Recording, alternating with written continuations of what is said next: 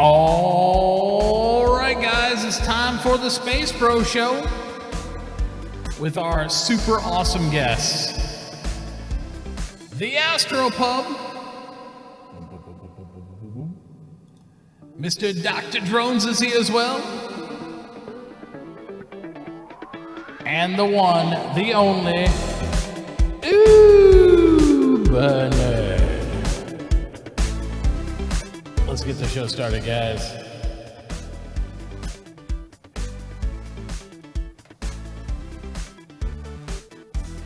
All right, what's going on, guys? How's everybody doing tonight? All that good stuff. Hey, what's up? Hey, what's up? I got paid. You got paid? By Twitch. I got know. paid by Twitch. Nice. I know. I did too. Hell yeah! Thank you, Twitch. Thank you, Twitch, for your paycheck.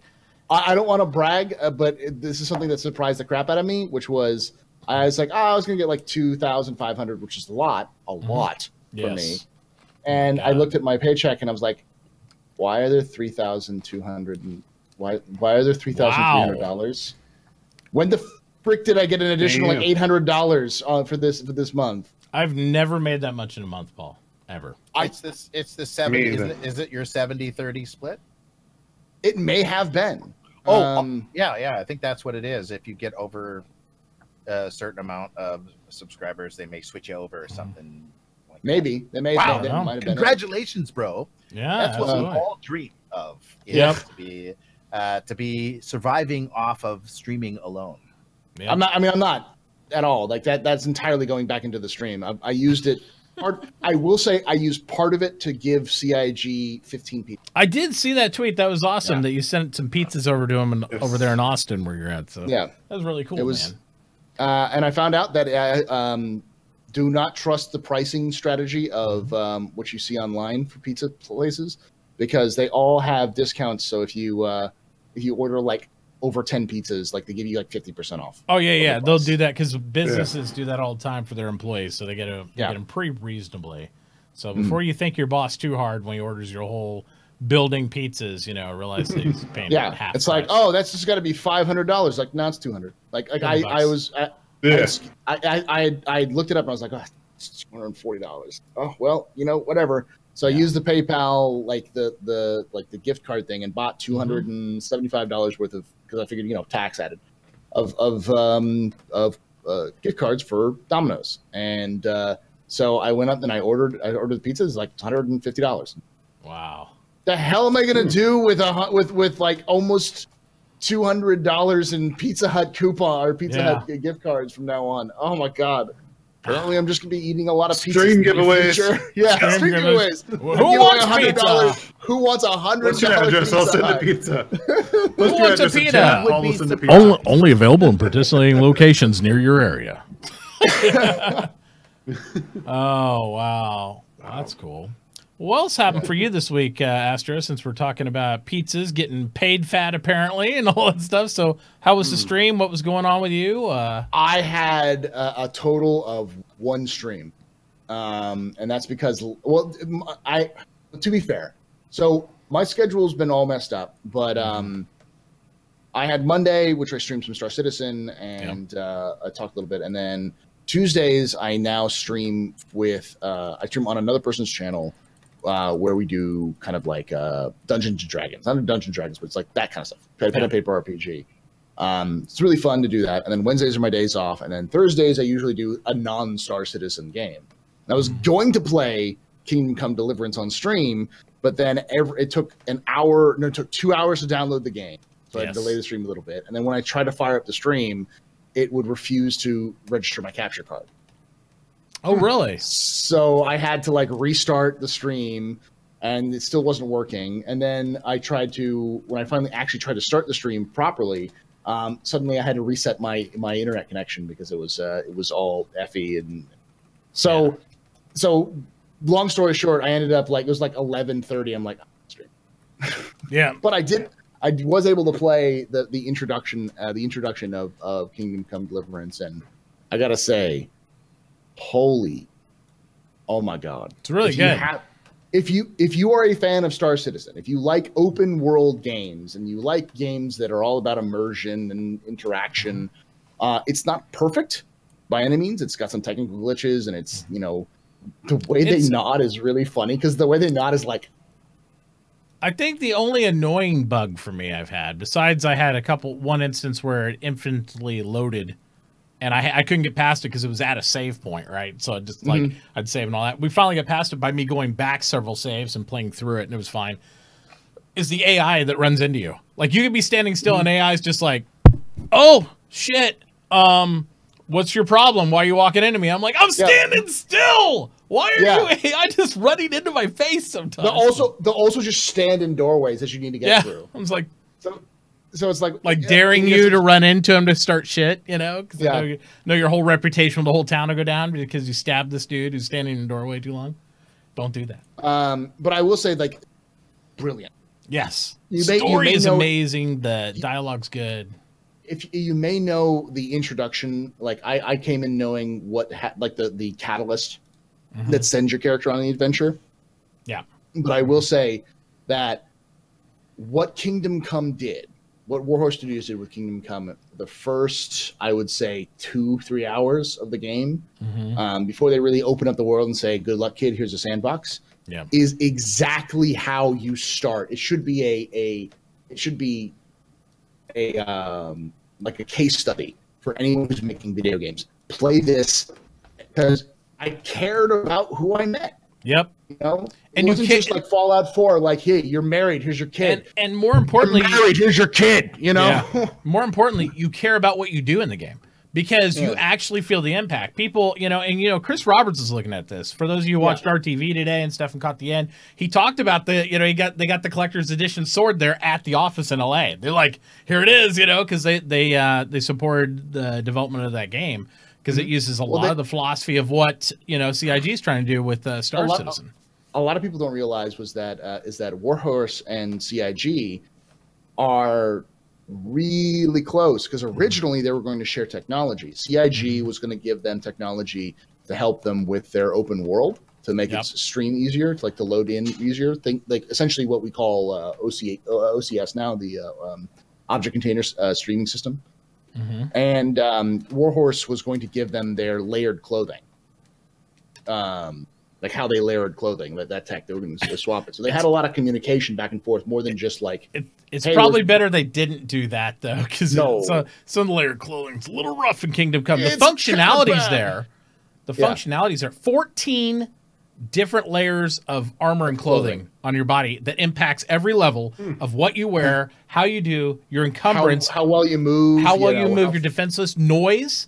If you're wearing one piece of chainmail, even if it's under all this stuff, you can hear it just right there. If you take that off, pack it up, and then wear it, just go in full padding, you're silent, and it actually impacts your stealth abilities and everything. It's really, I mean, it's a model for, like, you know, even though the fidelity of Star Citizen's way up here by comparison, I think it's a real good model for, like, what I hope to see with the interactions of people eventually in Star Citizen and AI and that. Not with the buggy aspects, but the fact is, you care about what you do.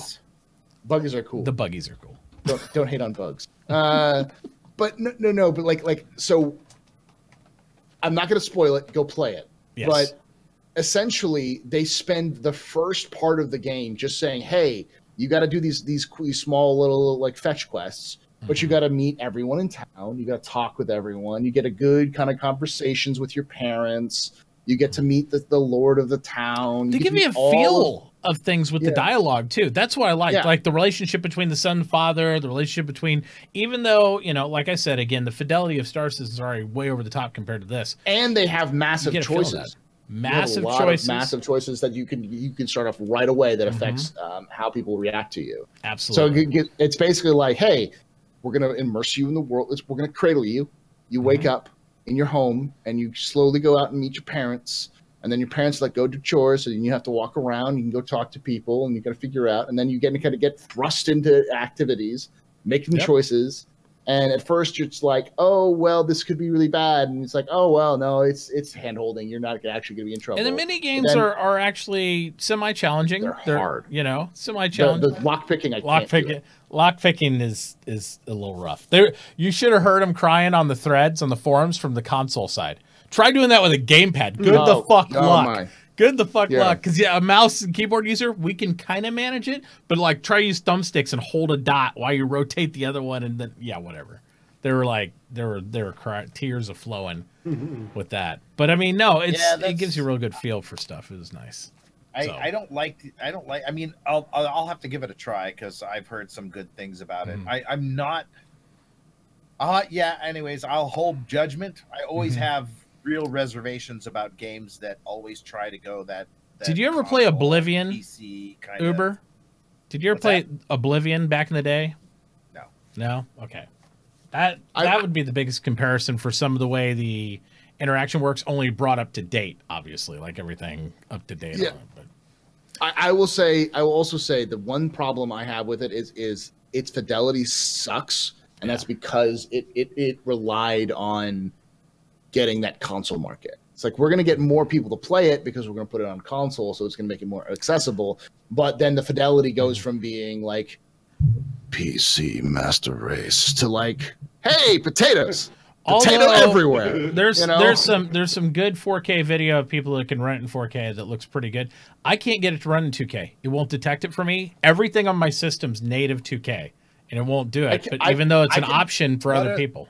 I can barely get it to run on high settings with my 1070. What API does it run on?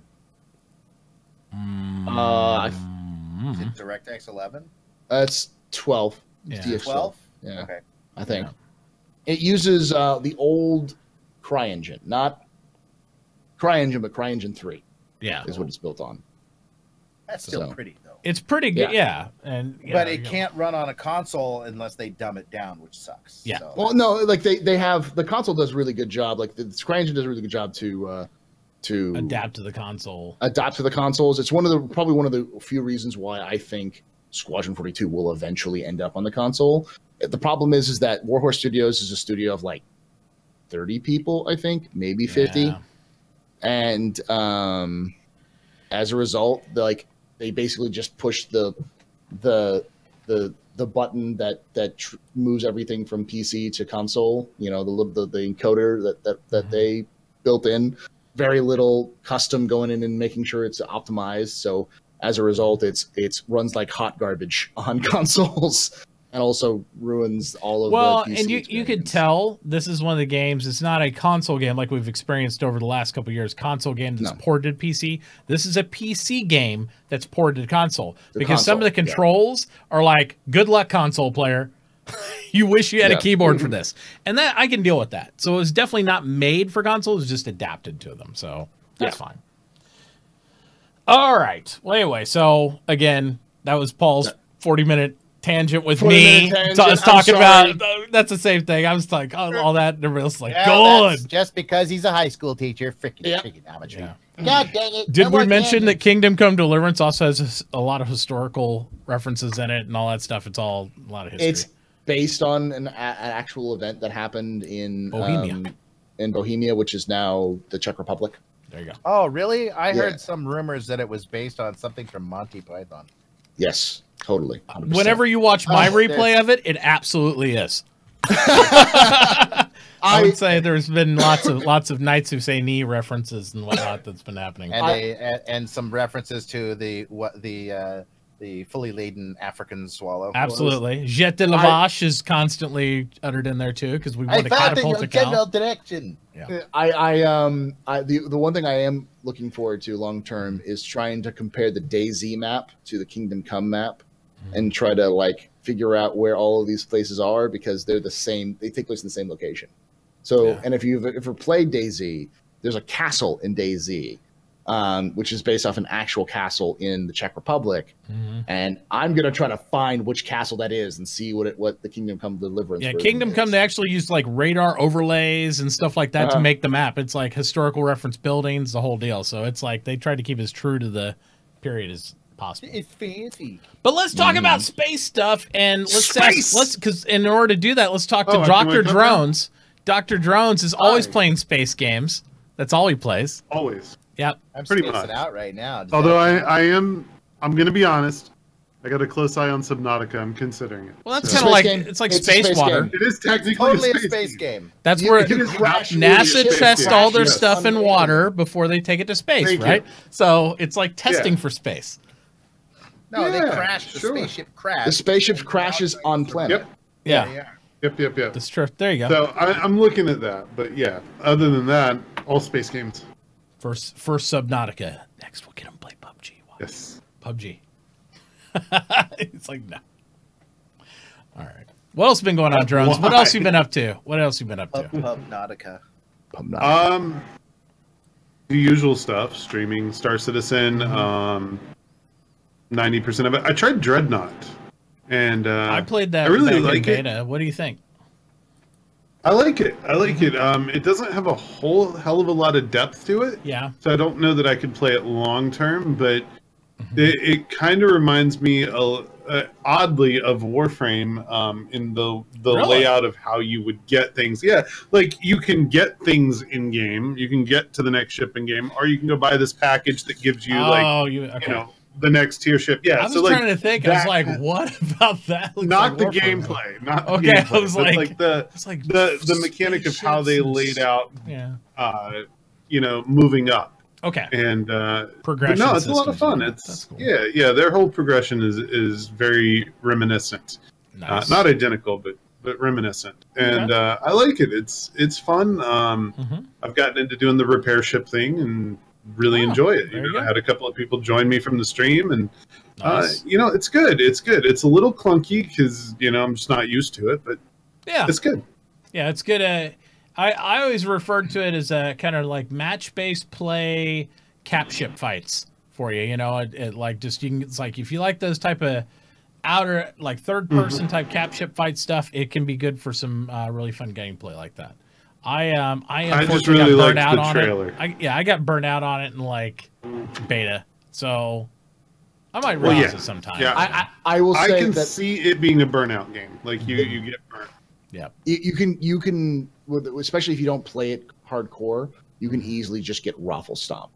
Yeah, because there's no real. Last time I played it, there was really no matchmaking system. It was just like throw people together who are available to fight. Yeah, So that's Yeah, well, that was the advantage of going in as a four-man squad from people from chat, just saying, "Hey, Yeah. I have that. Let's jump in together." Teamwork is And king in even those a couple that type just of games for joined. sure. It's Teamwork's just king. another MOBA, right? I guess you could kind of call it a MOBA. Kinda. I don't know. Isn't it but no. 5v5? I can't remember. It's like Well, no, there's different types of matches. Some of them, I think, the most I've been in is an 8v8. okay. So it depends on, and some of them. So like some of the matches are a mix of players and NPCs. So like each team will have a set number of NPCs that But go yeah, around it's- doing their own There's thing. not. and It's kind it's of a little laney. weird. It's kind of laney, but not really. So I don't know. It's got some MOBA-esque things to it. I would say when I Sure. look at it like that for sure. But MOBAs are hot, so whatever. And that's what people like. And all right, well that's what Drone's been up to. Uber, how about you, buddy? What you been doing? I've been whining and complaining about the back end patches that keep screwing with my stuff in Star Citizen. And I now wake up every morning at about 3:30 a.m. and I start streaming at about 4, anywhere between 4 and 4:30 a.m. my time. Yeah. So I'm going to bed a lot earlier. I'm going to bed at the same time as my daughter now. There you go. Hey. Which, hey, what the heck? I figure, hey, then there's no excuse for me to not wake her up in the morning and get a nice full meal There you go. and make sure she's all dressed and all that kind of stuff. It's But, nice when you get the same routine going with the whole household. Played a little Hearthstone Yeah. as well, kind of mixing it in there. Yeah. But I probably won't do too much of that. I mean, it's kind of fun, but it's a little can get frustrating. Yeah. Just because there's so many meta decks, right? You just copy. Oh yeah. Copy decks deck. and then- People get fanatical on that, and they're like copying people's decks and their playthrough and every. I mean, it's like, I don't know. So to me, it's like if like they're finding it's like it's kind of in the same vein, I think, as like Eve with the spreadsheets. You know, you could figure out the metagame of that with and then they're doing the same thing with Hearthstone. I seriously hope Star Citizen figures out a way to make that not happen, or at least keep it as rare as possible, make it as hard as possible for that to happen. I'll just say, like, everybody always talks about spreadsheets all the time when it comes to Eve. I really, honestly, the spreadsheet reference hadn't even been a thing in Eve since like probably 2009. But like the spreadsheets are used in every single complex game I can think of. I always have had a spreadsheet for something. I don't even know, like everything. And I guarantee it will be with them talking about pressure is feudal. Yeah, there you go. You need it for herbs. You need them. You need a freaking spreadsheet. You're gonna need them in Star herbs. Citizen with like the depth of what we're gonna talk about tonight with what just in RTV. Them talking about mining, dealing with pressures, dealing with all this stuff. Not even talking about the processing and refinement, and moving it somewhere else and all that stuff. It's gonna be complicated. It's gonna be fun, but it's gonna be complicated. And I will be shocked if there's not spreadsheets. I mean, we already have our first true big spreadsheet for Star Citizen, right? Texas Skull's made. Yes. It's an app he made for trading. I mean, that's essentially a spreadsheet with a nice UI on it. That's what it is. Just and I've even seen some for like the orbital markers and stuff like that, and how to travel faster. Wait, Tex also made that. I'm waiting for the reputation sheet to come out when we have reputation systems in there, how to gain max and all that stuff. It's going to happen. Prior to Tex making those spreadsheets, the spreadsheets I really remember are the ones that Bayor used to make. Bayor used to make use. His whole stream was a spreadsheet. His whole stream was a spread. Doing scientific, like, oh, we're going to do testing now, and it'll catalog everything in there and stuff. I mean, that's just he kind of had an unfair advantage as he was a PhD student at the time. Yes. Now, to be fair, he was also an anthropology student or an archaeology student or something. No, paleontology. He was a paleontology student, so didn't really have exactly, but he did have a lot more access to spreadsheets. That's for yeah. I think so far Texas has made the prettiest one. And also it's important to note that Bayer is also now working for CIG. So yes, he is. CIG, if you're watching, please let Bayer look at the balance. He knows this. Yep. He literally spent hours of his life, years of his life looking at your balance. They need to give him like a Jedi cloak and a hood and say, I will find the balance in all things. It's like, just make him a gray and he could just find the balance. I support this idea. In all things. But no, I think it's really cool that he works there and stuff. Actually, he wrote me an email. I think he responded to something at one point in time when I had a ticket or something. I don't know what department he works in. He works in right now. He's working in customer service. Then he definitely was the one who, because he was like, I was like, oh. What was I going to say? Oh, but no, Malagos does that, and there's several other people who are still updating that as well. There's a lot of people out there who've been doing a lot of like painstaking research to say, okay, this balance is off. This bug is causing problems. This and this and this, and there's a lot of information out there if you guys look for it. But. Too highbrow for me. I watched his stream and I loved when he explained it to me, but like his spreadsheet was so over the top with his like variables and like how consistency of stuff and to prove whether certain ratios working. I mean, he was all into it, and I was just like eyes would glaze over. We must now apply our Six Sigma formulas to the. It's like, oh my God, no! I was like, I'm not in college algebra anymore. Put it away. Put it away now. Six Sigma is a project management, but it's I'm like, very oh familiar my God, no. Yeah. I all I know is that when he was doing it, I would just sit there and go, yes, Dr. Bayer, yes, Dr. Rocks, please tell us more. Yep, I agree, Doctor. Yes. That is completely right. Yep, absolutely. Does anybody know what the fuck he's turned with Doctor? Yeah. You know? I'm like, it looks fancy with all the stuff you got writing down that spreadsheet, sir, but I don't know what it means. But just let me know what the good gun is to put on my spaceship. That's all. Just point me at the gun. Where's my spaceship? Join him on before I streamed. I would join Bear on his streams, helping him out, testing all that stuff. Oh, that's cool. That's pretty cool. So, yeah, he's definitely a good cat. All right. Yep. Other than that, so Uber's been doing his Hearthstone and all that stuff, and that's what he's been knocking on this week. And of course, working his IRL job, doing all that stuff. Yeah. Gotta do that. Making guns. Nice. Well, guys, this week I think was really interesting. I was super hyped about Monday, probably overhyped. I was super hyped about Monday with calling all devs. I was like, oh, org tools, oh, mag boots, oh, and no mag boots. There's no mag boots, but there is mag boots. There is align to surface, which is really cool. And align to surface, for those people who didn't get to watch Calling All Devs, is essentially where you come within mag boots in a way, except it's not about the surface you're on. It's more about aligning once you're within a certain zone.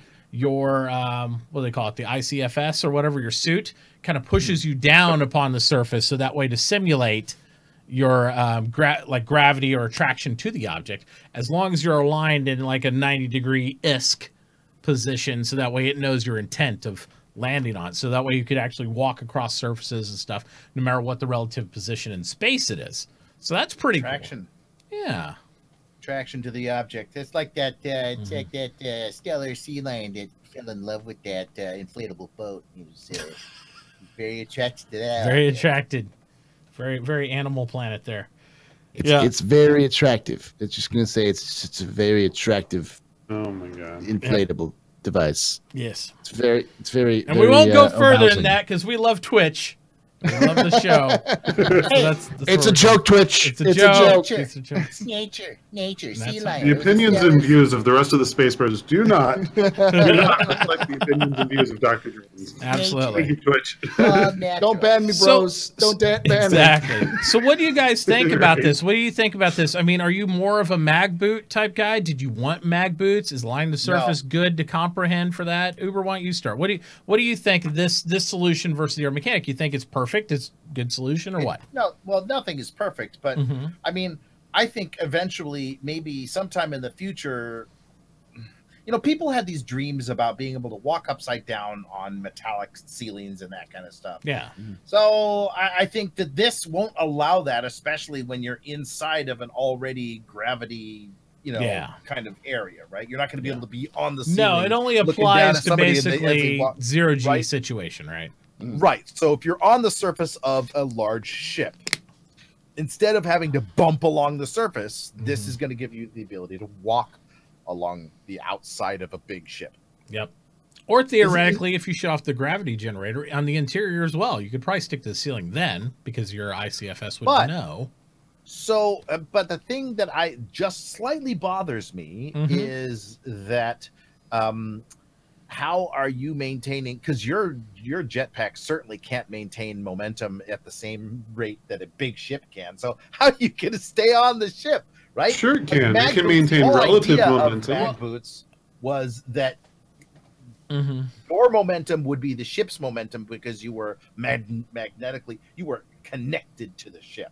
Right. Yeah. If you're being forced down to the ship, if your IFCS is like pushing you down so that you can walk along the surface of the ship, as soon as the ship moves, you're staying put. The ship is moving, Yeah. Right. I guess it depends on the environment, but not if you have friction to real it. Physics, right? What's that? So I think what's going to happen is more than likely, the only way you can align to surface is if the ship is A, dead, or B, you're inside the ship. Because you won't be able to align to surface on the outside of a ship as it's moving. It's just not going to be possible. Have to be disabled first, more than likely. Right. Yeah. That's and it's the same way that like for instance, they said you can't use tractor beams in combat as a mean to slow people down. However, you will be able to tractor dead ships.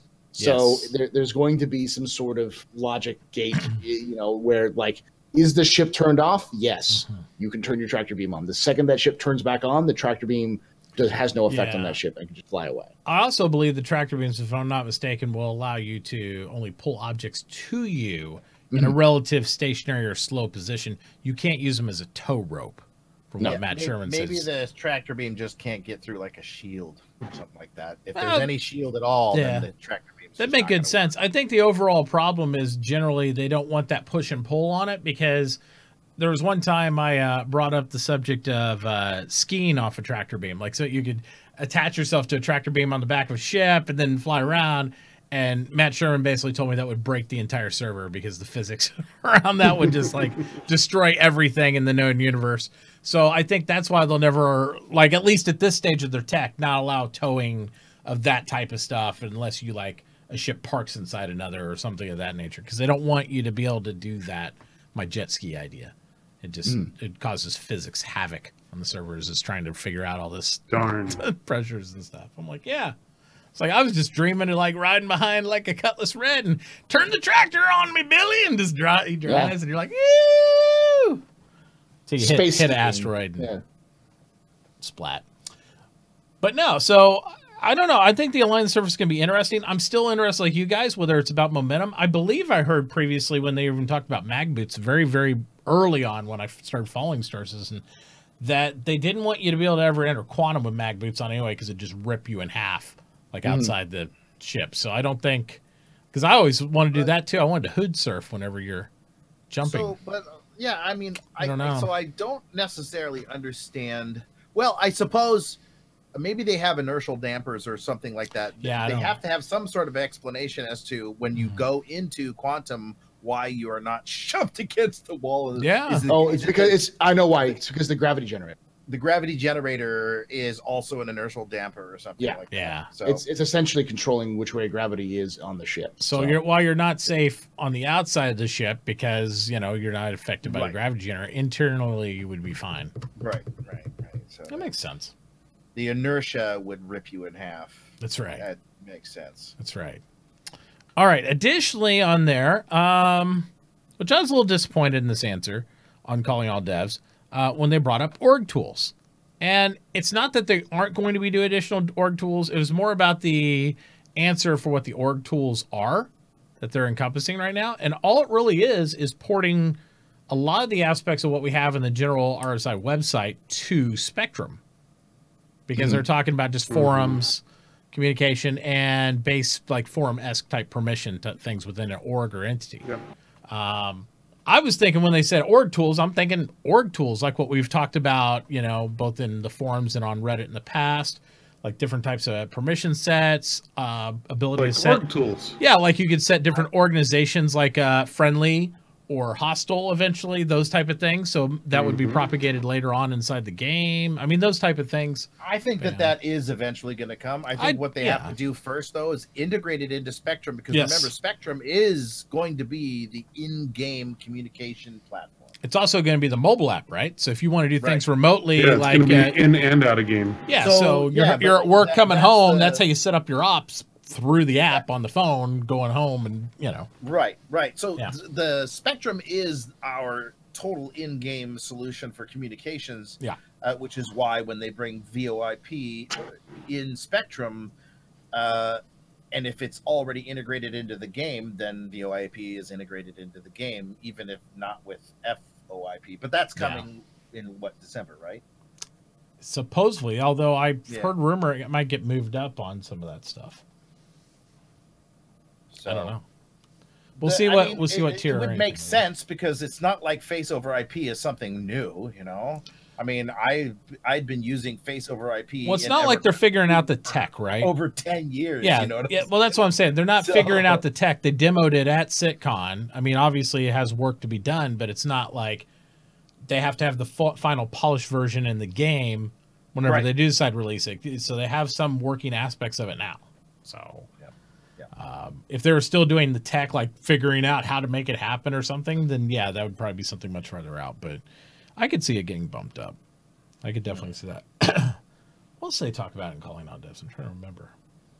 I don't think there was anything. Death. How death works. Oh, death. But they basically point reference to Death of a Spaceman on that. I mean, most people, you know, as we've said before, we get new people into the community all the time. And so they have some of the same questions come up that have been along the project for the entirety of it. So, sometimes it's good to have a refresher and stuff. But they'd even in that refer to the document about how death will impact things and all that. And I think other times streamers and some of us gloss over it like I am now. But at the same time, really, that document, Death of a Spaceman, Star Citizen, you can Google it, is still, according to Chris Roberts, when I talked to him last year, that was my one question I asked him in person. He said it was 100% in line, his thoughts with that document still. That's it was like, yeah, why would you talk about death when they, we were talking about the well, he acted confused that I had questions about it. Like, it's pretty laid out. I was like, covered that, yeah. Yeah, I'm like, I'll ask questions later. Yeah, death can be fatal. Well, he well, to be fair, I was going to say to play devil advocate as well. They haven't officially come out on a YouTube video and been like, "Hey, Death of the Spaceman." It's still relevant. It's true. Well, they have now. Yeah, now they have. Now they have calling all deaths. There you go. So but like it's like, for instance, bounty hunting mechanics. We haven't heard anything about bounty hunting mechanics since they were originally pitched. And the whole essence of ships have changed since then, right? Mm-hmm. I mean, the last time they mentioned it was when they released the newer ship, the Hawk, right? Yeah. So they didn't go into the mechanics heavy, but they kind of sprinkled a little something on it. This is the entry level bounty hunter ship, and So and more than likely, it'll change at least a little bit, but them coming out and being like, hey, that first document we released about game mechanics? That's still the only thing we're going to do. That's still what we're doing. Yeah. That's our plan. That's the guideline of what they want. So we'll see. Well, but you know how it is if they announce something and change it, that's wrong. Mm-hmm. If they announce something and don't change it, that's wrong. Yeah, true. We talked about this last week, though, too. And one of the things that constantly comes up is the fact that many times, as well as they're doing with calling out devs and all this stuff, many times they'll come up and say, yeah, we don't have an answer for that because we're not working on that right now, those type of things, And this week they didn't have that happen. But I think they're catching on a little bit more, that we really enjoy the fact that they at least try to theorize the direction where they're going right now over this week. Yeah. Because I didn't like the answers when they were going with, we don't know right now, so we're not going to talk about it. Because that's what they used with the stolen ship, right? Oh, our intention is to allow you to steal ships, but yeah, we're not worried about that right now. I'm like, okay. I just like to know you have a plan. It's kind of like, to me, it's a lot like, we know a tornado's coming, but it's not here yet. So we're not going to talk about tornadoes. Yes. Right. I gotcha. I just know it's happening soon. Shot spot. But yeah, so overall, calling all devs, I had mixed feelings about. I mean, it was a good, solid episode. They didn't do anything wrong. I was just hoping for some more hyperbole, I suppose, about org tools, about something to get me excited about it coming down there. You know what I mean?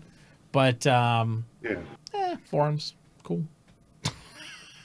It's like I have those now, but cool.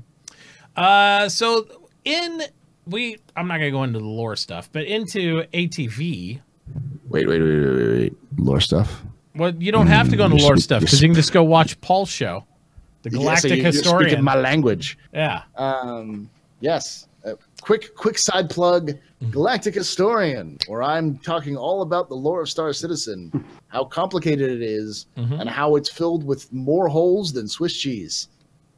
Because, try researching lore for Star Citizen, and you probably, just anything of your fancy, and you'll probably find 2 lines about it, and then if you try to find anything else, it's either mentioned once and that one time when they were talking about something on ATV or RTV or one of the lore makers, Guide of the Galaxies, or hidden behind a paywall behind the jump point in 2013.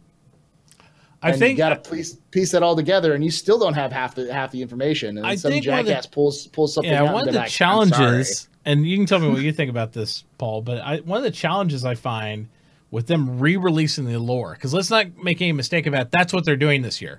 They're re-releasing lore that they've already done in some of the posts, right? They're like from the beginning even of the project, and just kind of rehashing it. Yes.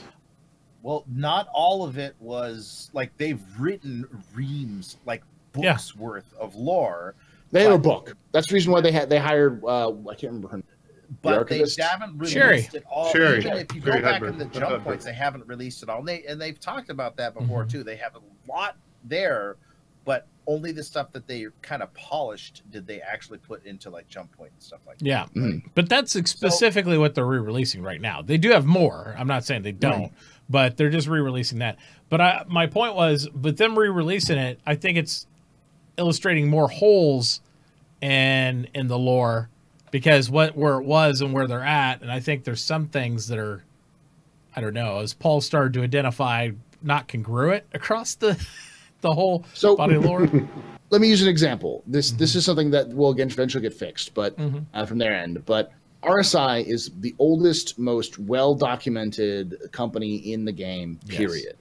And they did 2 jump point articles on it. Plus, they've done numerous numbers of articles about the history of RSI, the various ships, and the technologies that they've developed. However, in the jump point article, which is supposed to be the extensive history of RSI, they don't mention Nick Croshaw, who's the first person to jump, who was an employee of Roberts Space Industries, flew an experimental RSI ship through a wormhole or through a jump point, and came back, probably being the biggest moment in human history at that time.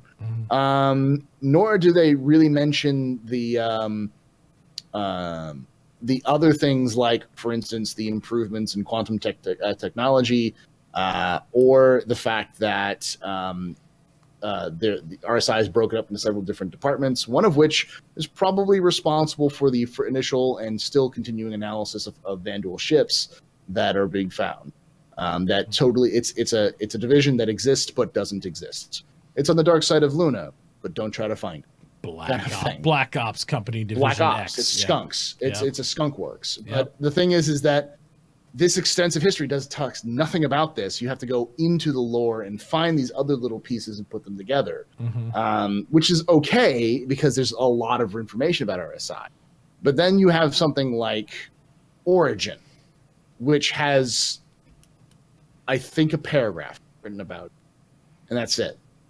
Like, I don't even know when the original, you don't even know when the original versions of things like the 300 series or the 600 or the 890 or the X85 or the M50. We don't know when they originally released, because Origin evolved from SpaceX. There you go. That makes sense. We have no idea. Like there are tons. Like, I mean, like there's more history about Big Benny's noodles in the lore than. But I thought Elon Musk was actually in Consolidated Outland. Just Outland, yeah. All right. So, isn't that guy? What's his name? The Lincoln lawyer. What, doesn't he sound like that guy? Oh yeah, the guy who does the Lincoln commercials. Oh my God, he's Texan. I should know his name. You know. All right. Yeah. That is McConaughey.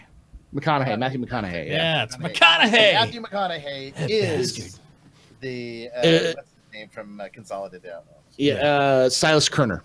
Silas Kerner. That's there right. You go. Fun fact: Silas Kerner is named after Ben Lesnick's brother. Oh, nice. Who's named Silas. Look at AstroPub here with the facts, huh? All these facts and stuff and quantities. Also, all of Grey Cat Heavy Industries is named after his cat, whom Ben Lesnick called Grey Cat. That's his name. That's his name of his cat. Is Grey Cat. Her hair? No, her hair's not blue, is it? No, I think it's the background makes it blue. She's not. She hasn't gone old lady blue, but look at the backdrop. No. It's totally blue. She's a blue hair now. Watch out when she drives. She'll be looking over the wheel. Is there like a black theme going on today with the shirts and stuff? Because I noticed like everybody in this episode of ATV. Hey, black is slimming. Don't judge. I guess. I mean, even Jared, it's like black on black. I mean, I was just curious if there was like a thing. I didn't know. Oh yeah, there is a lot of black. Yeah, I don't know. I don't know what happened. But either way, some great ship shape stuff. Oh my god! Oh, great! I always love ship training. Let's dive foot deep into like what we're talking about here. You know, the Vulcan. The Vulcan. It's I don't know. I think this is the ship that everybody tries to make like another ship be, right? Because there's so many ships where like, oh, you know, we could do a repair. Oh, we could do this. Oh, we could do that with like this. Oh, we could use the Cutlass. Oh, we could use the Cat when they come out with modules. This is the ship for you and like a couple buddies to go out and run repair, run refuel, run those type of rearming was what really caught my ear. Rearming. This is the only ship for rearming. Yeah, that's it. You know, which is so cool. But I looked at this ship. I looked at the size, and I was thinking to myself, oh, and then of course, you know, it's Aegis. So they have a pipeline galore, right? So I'm thinking to myself, my God, they are going to be able to, like, as quickly as we're seeing the Hammerhead get put together, right? The Hammerhead came together way faster than I expected. I have a theory. And, well, Jared says in this, if you catch the bit, that they've been working on this a year. I'm fairly sure that we're going to see it in 3.3. Because if you look at the roadmap, and you look at the repair drones that they have on the roadmap, and you look at the drones that they have on the Vulcan, they're the same drones. Yep. But if I agree with you, Paul. I think that we are going to see this come out in 3.3. Yeah, they're just not confident it's going to be ready. That's right. Which is they're not announcing it yet, but I think that they'll. And the Crucible is not even near done at all, and that's why. In if you look at the production schedule, it talks about not only regular repair for you to use a paw tool type thing in the production notes there. It talks about a repair ship. They just don't mention which one. The Crucible is Anvil, and I think that Aegis has a lot more big ships with a lot of assets that they can use, so it's easier for them to do that, right? They need let's see, what is the biggest Anvil ship that they have? The Orion? Or no, that's the RSI. Carrack, Crucible, maybe? The Carrack's probably the biggest. Yeah, okay. But the Carrack, so that, see, in order to get the Crucible created, they do need to create the my daughter's the drones. Notes. Yeah, they do. Because it has a drone bay on the Crucible. It does. No, but what I'm saying is that it's about the pipeline. It's all about the pipeline. It's all about what they have ready for that. And they don't have enough ready for the Anvil. Like Aegis, they got that in spades. They've done so much on that pipeline that they can bring in a ship like this and within 6 months have it way closer than, say, for instance, a big ship. like they were saying about the Pioneer, right? The Consolidated Outlets had no big ships, so they really went out on a limb when it came to.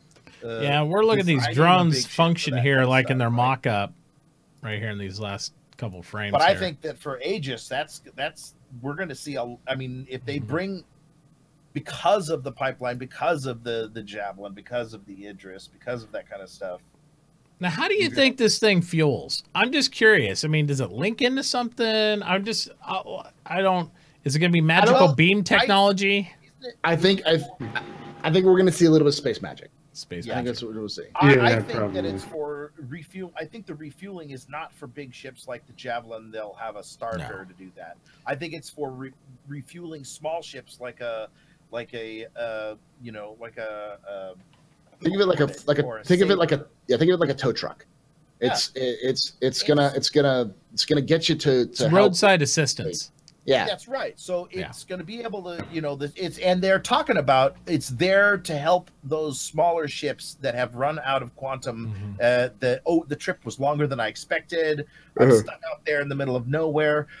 Also, I had just gotten a fight with some pirates and I'm low on ammo. I mean, this is the perfect ship to go answer those calls, right? The questions I have about it too are basically how much can it refuel based on capital. Like if you say you had a small six ship squadron of Hornets or something, Could it refuel all 6 of those, or could it rearm those, or something like that? Probably, I would say that. Yeah, I would say that's probably a good. I would say yes. So I would say that would probably that could be like the limit. Yeah, I was gonna say I was thinking 4 to 6 or something like that, individual small ships before you'd have to go like 6 retool Sabres, them. 6 Hornets. You know.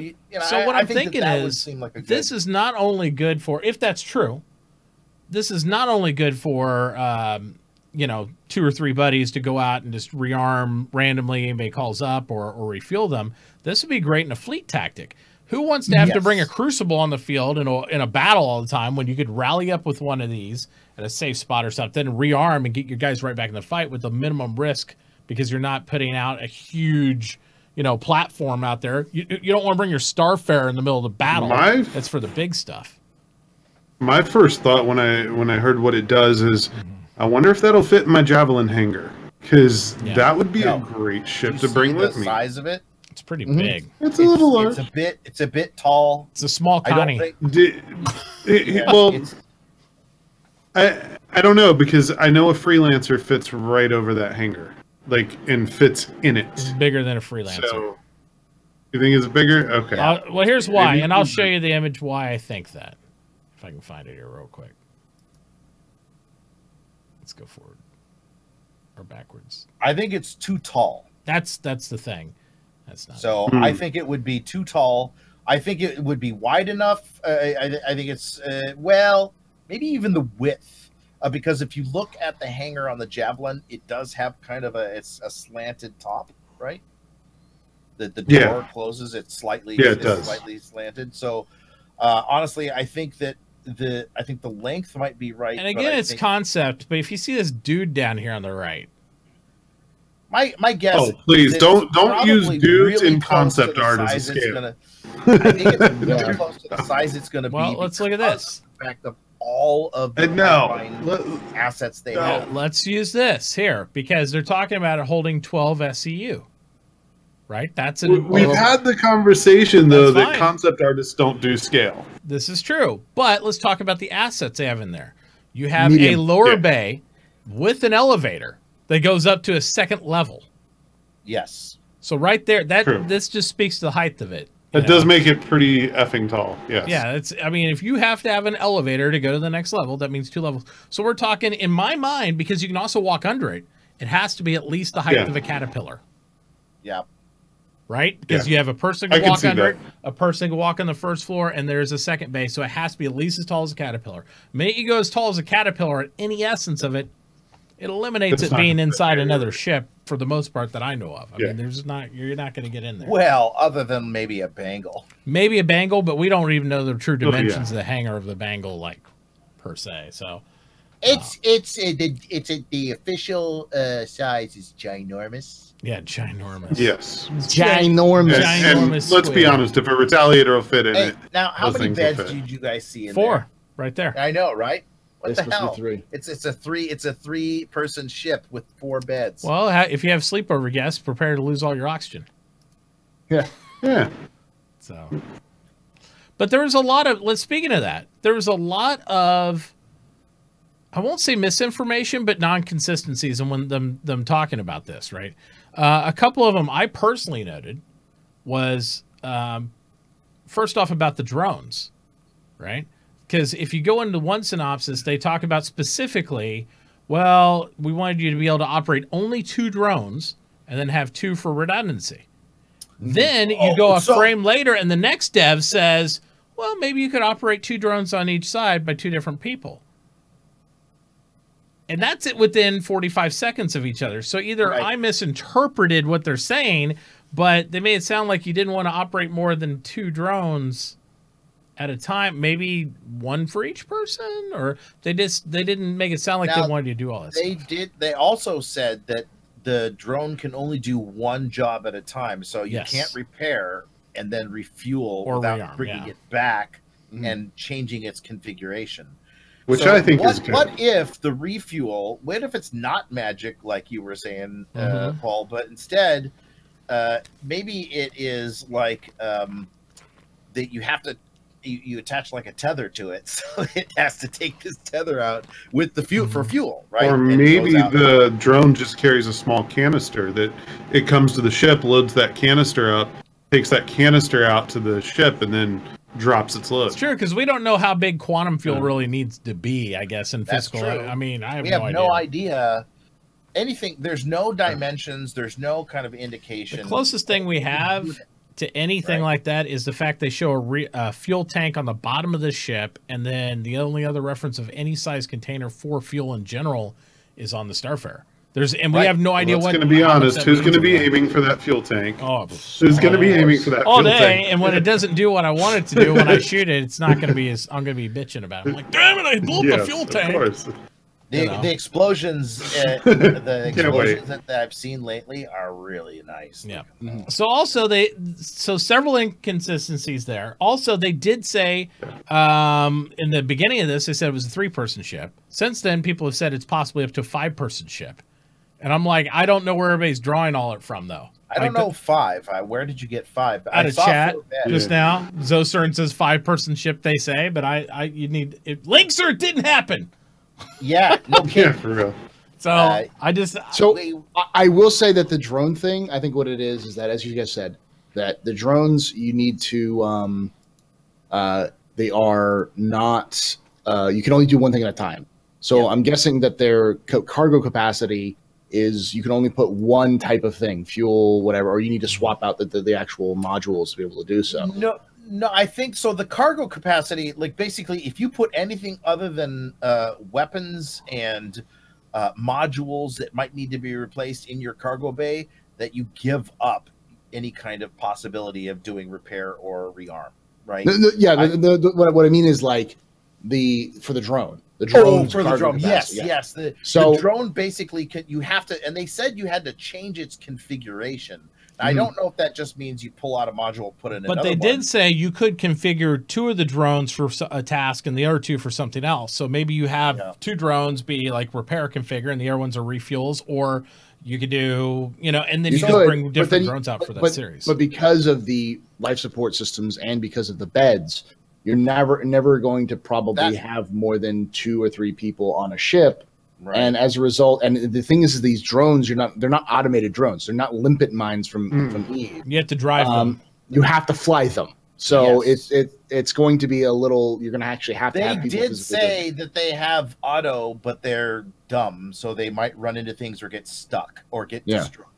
So like it would be probably better for you to fly them because you would be way more accurate and probably keep your drones from getting destroyed.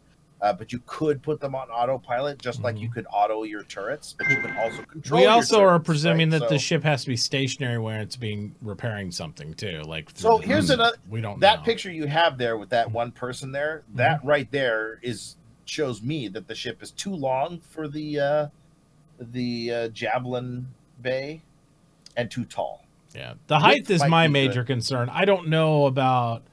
I love that's pretty big. The look of this ship. I do too. I think it's ugly beautiful. I love that.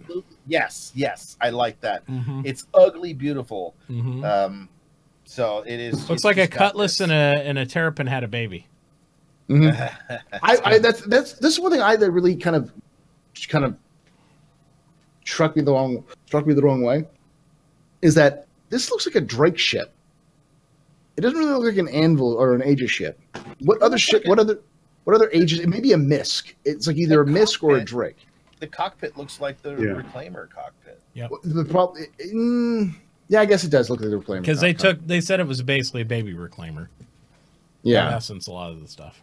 But I mean, like the boxiness screams Drake or Misk, and like the lines feel very Drake. Like just slap engines on the side. It was screaming to me Star Wars. This looks like something I'd see in like one of the newer version of Star Wars movies and stuff. That like a drop ship. You expect a bunch of stormtroopers. To Absolutely, like some elite guard stormtroopers or some flame troopers and stuff like that coming out of this would be badass. But I think it's a beautiful ship. I do too. It looks to me like an Aegis ship. It screams Aegis to me. When I see Drake, I see ships that look like They nobody bothered to put any paint on them, and if they did, it was really just kind of like the Caterpillar. It was painted by the person who bought it.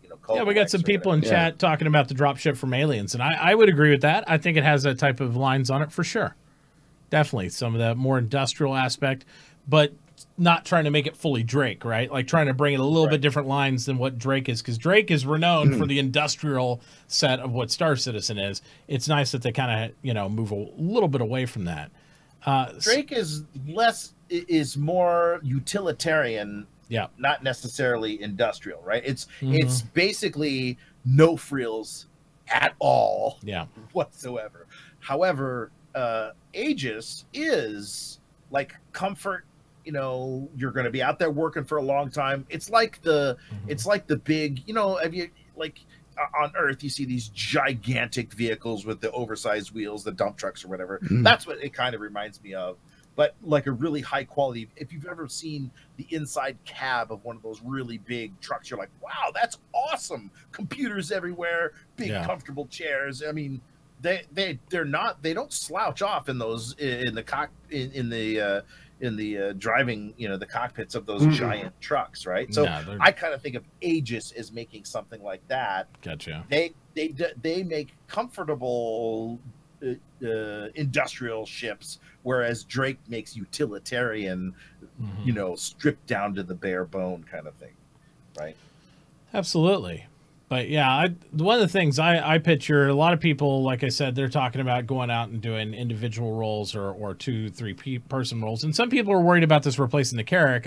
The other tidbit, if you listen to this section of the video, well, not the Carrack, sorry. I mean the I was like, what? Crucible. And they said this isn't going to do that level of repair. It's going to do, it'll do like small to medium. It's not going to do heavy repair. It's a space tow truck. It is. Yes. It's a space tow truck. It's essentially it is AAA. It's AAA. It's a truck that comes out. They'll change the tire for you. They'll give you new fuel and stuff. That's it. Is the freaking garage? Yeah, the mobile garage. The whole garage. You could basically rip all the parts off a single seater ship and put it back together. If you are missing an entire wing, my guess is they may be able to seal up the fuel leaks and all that other stuff. To me, the difference between this ship and the Crucible is the same as the difference between AAA pulling up to help you change a tire or get your car started again, or a NASCAR pit crew team in their major truck pulling up and they're like, we can just rebuild the entire machine right here. We got it all, It's like that's the difference in the two. Yeah, I see that. Yeah. Where they can pull out the engine, drop in a new one. Yeah, do everything they want to do, work on the tuning. You're not going to be able to do that. Like you might not be able to do major repairs with this. You might be able to get like the superficial, like you could see some damage on your wings. But if you're like totally missing a wing, eventually, I think right away, we will be able to repair the wings, like replace them like they do right now. If you go land at Cryastro or whatever, where the wing just pops back, I think that the drones will do that to start with. But I think what they wanted to, I think what they wanted to do eventually, that if you got some major battle damage, it's the Crucible you need to go to get repaired. Yeah, or a planet, or a station, or some nature. Something's gonna get going. And anyone who's worried about this, go look back and look at the original repair videos and how they showed off where you have like an arm that has like a little sensor on it, and you kind of like you have to like slice off the damaged portion, and then you have to like analyze what the composition of the ship is, and then you have to get those materials, and you have to make a replacement part for it, and then you have to go in and install that replacement part. I think what you're going to be doing with a Crucible is you have those tools on hand to do that, and you can walk around the bay without a suit on, which means you don't have to worry about life support. Whereas with the Vulcan, what you're doing is you're doing the same thing, but instead of being in the comfort of like a chair while you're kind of maneuvering these things and doing all these analysis and be able to walk around and go up and inspect it yourself, you're controlling an unruly drone, which is also vulnerable to fire, and it's also tiny. So you're getting a tiny version of that where you're analyzing what's going on and where the repair problems, and it may be sealing up repairs and fixing it. But there's several things we don't know about the ship still. A lot of people, we get people in chat that are talking, and we talked a little bit about this when I saw it come out and I was on the air the other day. Can it repair itself? We don't know. They say that, you know, the Crucible supposedly can't repair itself. So I would assume that this couldn't either. Because the Crucible is going to have the exact same repair drones on it. The exact same ones. They aren't going to make probably a different style repair drone for every ship that has repair drones. No. The other thing we don't know about the ship is we don't know the range of the drones. I would assume it'd be fairly close. You're going to pull up. The drones are going to deploy. You're not going to fly across the thing. It's not like you're going to be in the relative safely of a battle and do that. Yeah. You're not going to be able to jump drones somewhere. They're going to have to be in some sort of range of this ship. By the way, I think it's very funny that we have DrDronez on the SpaceBro show, and we're saying nothing but drones. I'm loving it. I'm loving it. I'm hearing. He's just going to go through and edit this entire show and just say drones. This is a marketing video. Indeed. No, but additionally, we don't know the exact method it rearms and all that, but I've seen people in threads talking about the guns on this thing. Is somebody seriously going to like go out and try to do combat in this? Because I think that'd be hilarious. Try. I'm going to try. Somebody will try. That'd be funny. It's like, I'll just fly around and repair myself while two guys repairing us while I fight you. It'll take me a half hour to kill you, but don't challenge the internet. Someone will try it. It's funny. It's got those hardened shields that kind of come out around the cockpit, right? Yeah. And that's so. I kind of think of it like it looks to me like it is able to take more of a beating than, say, for instance, like a Constellation would. Like a Constellation would not survive the same kind of attack that this thing could. So but the Constellation looks a lot more maneuverable than this thing is too. But this thing looks like it is a battlefield medic for ships. That's kind of what I think about. It's like that's the same thing I'm thinking. I'm thinking you have a major fleet, right? I mean, you could do this individually too. Don't get me wrong. But from my tactical perspective, I have a fleet. I have like my Starfarers, my carriers, my Endeavor, all that stuff popped up somewhere in a safe spot. Endeavor's providing full radar support across the air. Starfarers are saying there these ships go back and forth to the Starfarers, refueling themselves, and then taking that fuel out to the battlefield. And then you risk these to refuel the ships and rearm the ships. And then they're carrying back and forth to the Bangles and the other ships and refueling themselves from the major haul. And this is stuff you send in. Because you don't send a Starfarer into battle. Right, exactly. I don't think that those are, like, they're designed specifically to kind of hang back. Those ships should be refueling ships this size and up. Like, you know what I mean? Like this, the Starfarer refuels like the Connie. I don't see me pulling up my Reliant. I mean, you could, you know. I've seen people like, hey, I own this ship, and then I'm going to refuel with this one. I'm like, I can already see that being a mess. But it's a big-ass refuel, ship. Well, okay, the Starfarer has the advantage that it can actually make the fuel. Well, yeah. So if you have a fleet, 2 or 3 of those, you have them going out, reprocessing fuel, coming back to the main fleet. These are coming back from your command center, your mobile command center of, your carrier and your Starfarer and your Endeavor. Because the Endeavor, a lot of people are like, oh, it's the hospital ship. But I look at a hospital ship plus huge scanning support. It could be your battlefield situational awareness of what's going on in like a large area. It's supposed to be able to scan almost complete systems. As to how to put, like, maybe you'd have the hospital back. But see, I don't think you can put the big the radar for the Endeavor on with the hospital. I think you can. I'd have to relook at it. I thought you had to drop the super but you collider. Might have to sacrifice the hangar or something. The hangar and hospital well, it depends on which. I thought the scanning array goes on the front. The hope consists of the hospital, the hangar, and I think it's a crew module. But you can mix and match those. You're not forced into. Only in I have to have the hangar though. because I have the hospital. If you look at the radar module, it's the top and the bottom. So that means that basically where the hangar part, because the hangar takes up the whole bottom, right? So the hangar would be gone, and so would so would the crew quarters. So you could have. But the med bay wouldn't be out of the question. Well, you mean the hospital, but how could you get people into it? Not as directly, but if they're spawning there is kind of the thing. Yeah, but they would spawn there and then they'd have EVA them out to a ship. Yeah. I could could have sworn the radar was on the front part, though.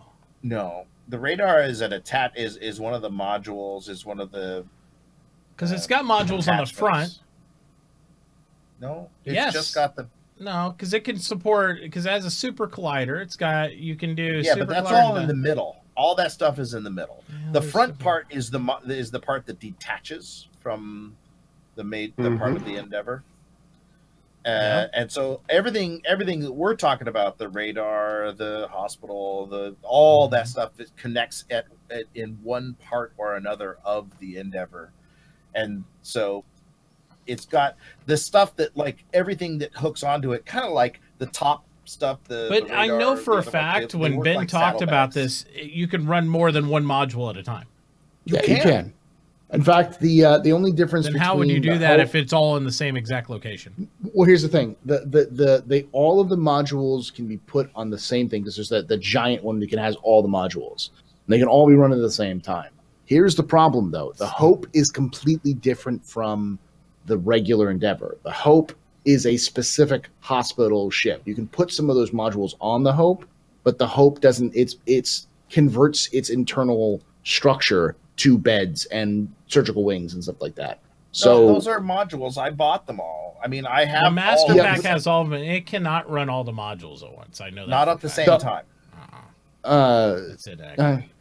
Because there's a whole post, and I'll even link it on the Q&A on the Endeavor, talking about this super complicated formula of like which ones you can run at which time, because some are 2x1, some are 1x1, it's all how it's like fucking Legos on how you can do it. It says landing bay. Like, here's a question: the landing bay is a 2x1. Can I equip 3 landing bays? No. Noted in the SKU, the landing bays are limited to 1 per ship. It's because additional bays would block another that was slung underneath the ship.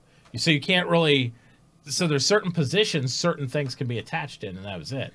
I remember the med bay takes up. It's like I think it's 2x2. Here's was the question I was looking for. Are modules spots predetermined? Can I install the modules in any spot they fit in, or on the fore or aft? Because there's 2 sections of installation on the ship. I know there's a fore and there's an aft area. It says the answer is the modules are not predetermined. Modules can fit anywhere on the 3x2 grid, not blocked by another module. For example, the Olympic mount sets 2 biodome pairs. The domes are pretty large, and the reason you can't mount 3 is because the space the third would take up would be crowded by the other 2. You could mount a different 2x1 section between the biodome modules, though. So it's all about what section. I don't know how big the radar is. If it's a 2x1, some of them you can mount in between other it just depends on how it all snaps together. We'd have to dive into that, but I think it's a 2x1. If it's a 2x1, it depends on how big the hospital module is. So because we know it has to, the hospital has to go on the back. Yes. That was the only position they allowed to snap. It's a 2x2. 2x2. So hands of blue. It takes 2. It's too deep. I mean, so it takes up, like, there's not a lot. As you can see, it looks like it's 3 stories or whatever. Yeah, because people were really arguing about this because what the main thing was they were trying to, at the time, they were trying to figure out how many fucking cutlasses they could put in there for Cutlass Reds. And they said right now the place is only, and this is before they redid the Cutlass, right? Yeah. So they said they could only fit, it was 30 meters big, the area, the landing bay that came with the hospital. So they said, but it was only 10 meters tall. Yep. So, you know, that's going to have to get redesigned if they want to fit a Cutlass Red in there now. Got it. The redesign of the Cutlass. So, because their answer was in there, remember that the general rule in Star Citizen is if it fits, it sits. Yeah. It says with a max of 4 regard to munitions and stores, you can calculate space any way you want within those measurements, but it was only designed, it was 30 meters wide, 65 deep, and only 10 meters tall. The included facility systems can accommodate up to 4 craft as space allows. So when I think 4 craft, you're only going to fit maybe 4 Merlins in there or something really small. You know, you're not going to fit the new Cutlasses or any of that stuff because they're much taller and thicker than what they were. So it'd be interesting. Except that they're going to change that too, most likely. Most likely because they haven't touched the Endeavor yet, right? Here's the thing, though. Now, do you guys think we're going to get another like field medic ship like the Cutlass Red?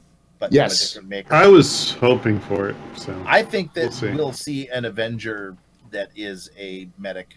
You know what I'd like to I see? don't think we'll see an Avenger. I think what we'll see is either a MISC or a Consolidated Outland.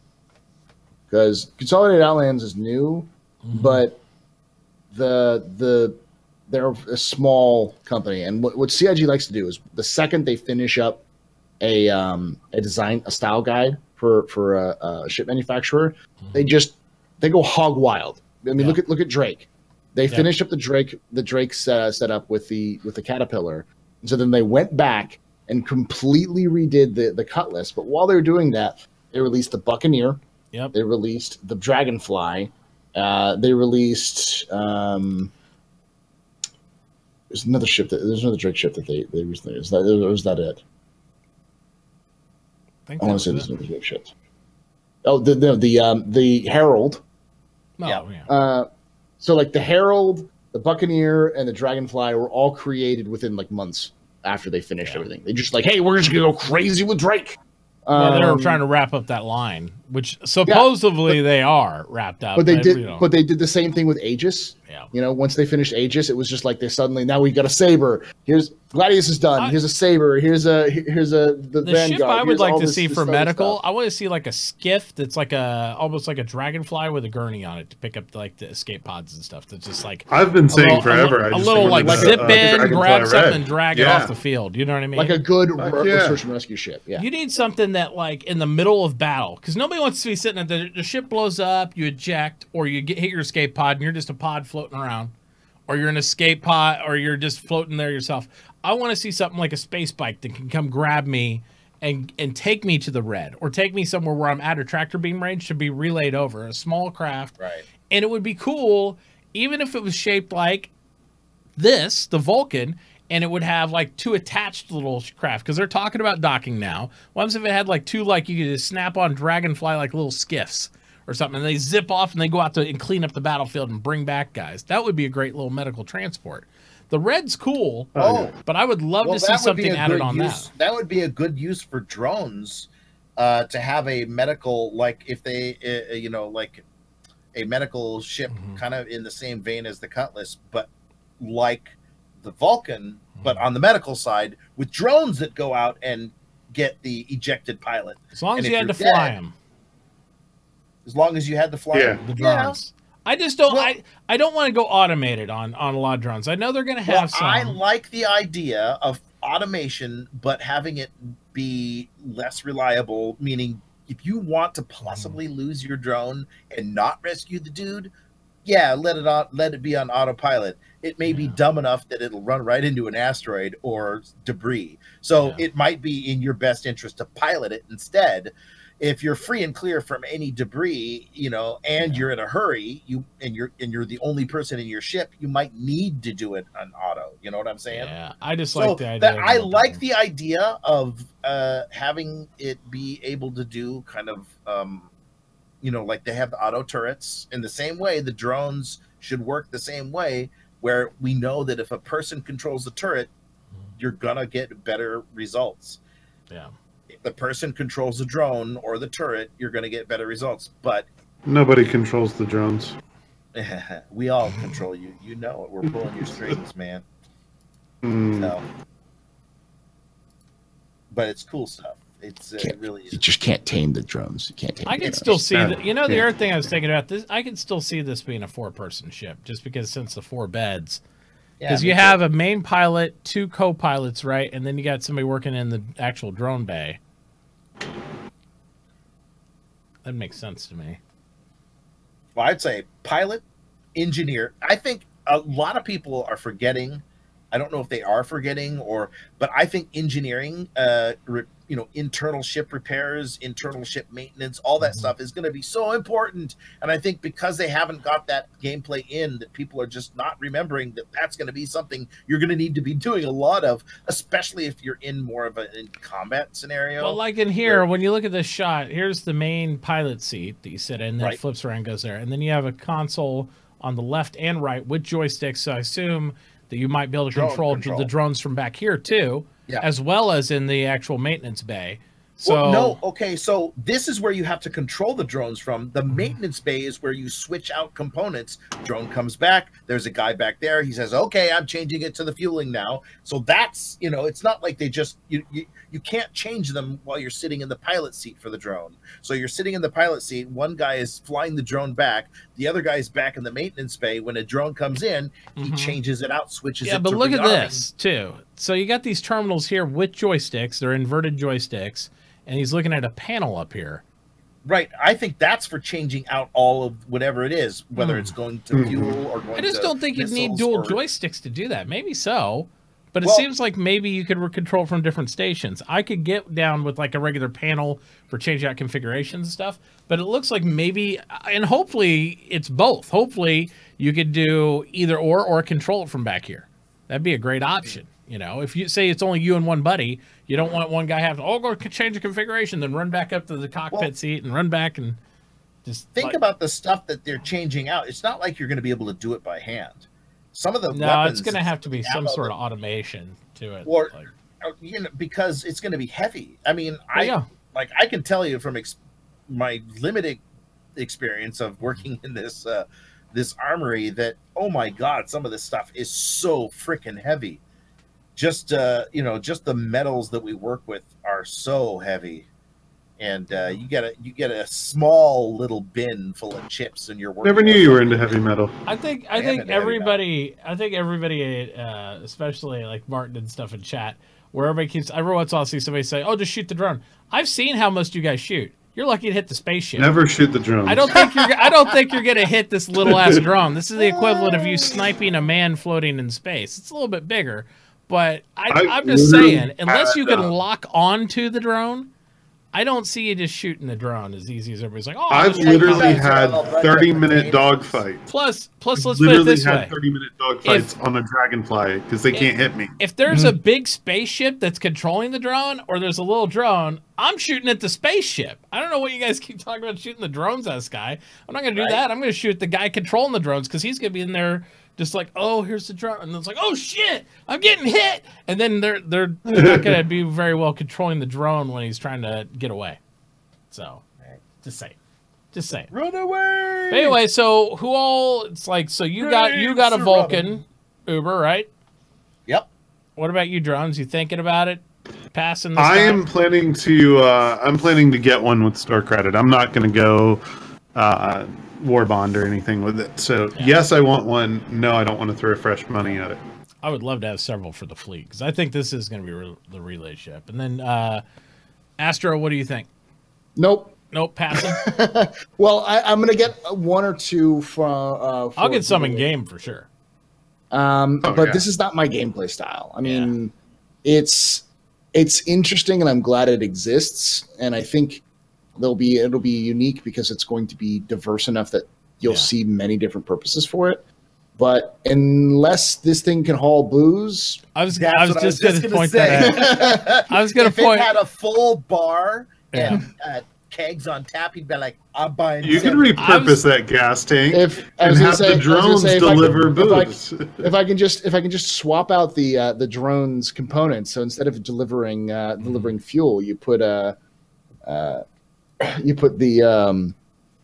alcohol in there. Well, I was going to say, right in this area, if you look right here, this looks like a beer can on these modules here.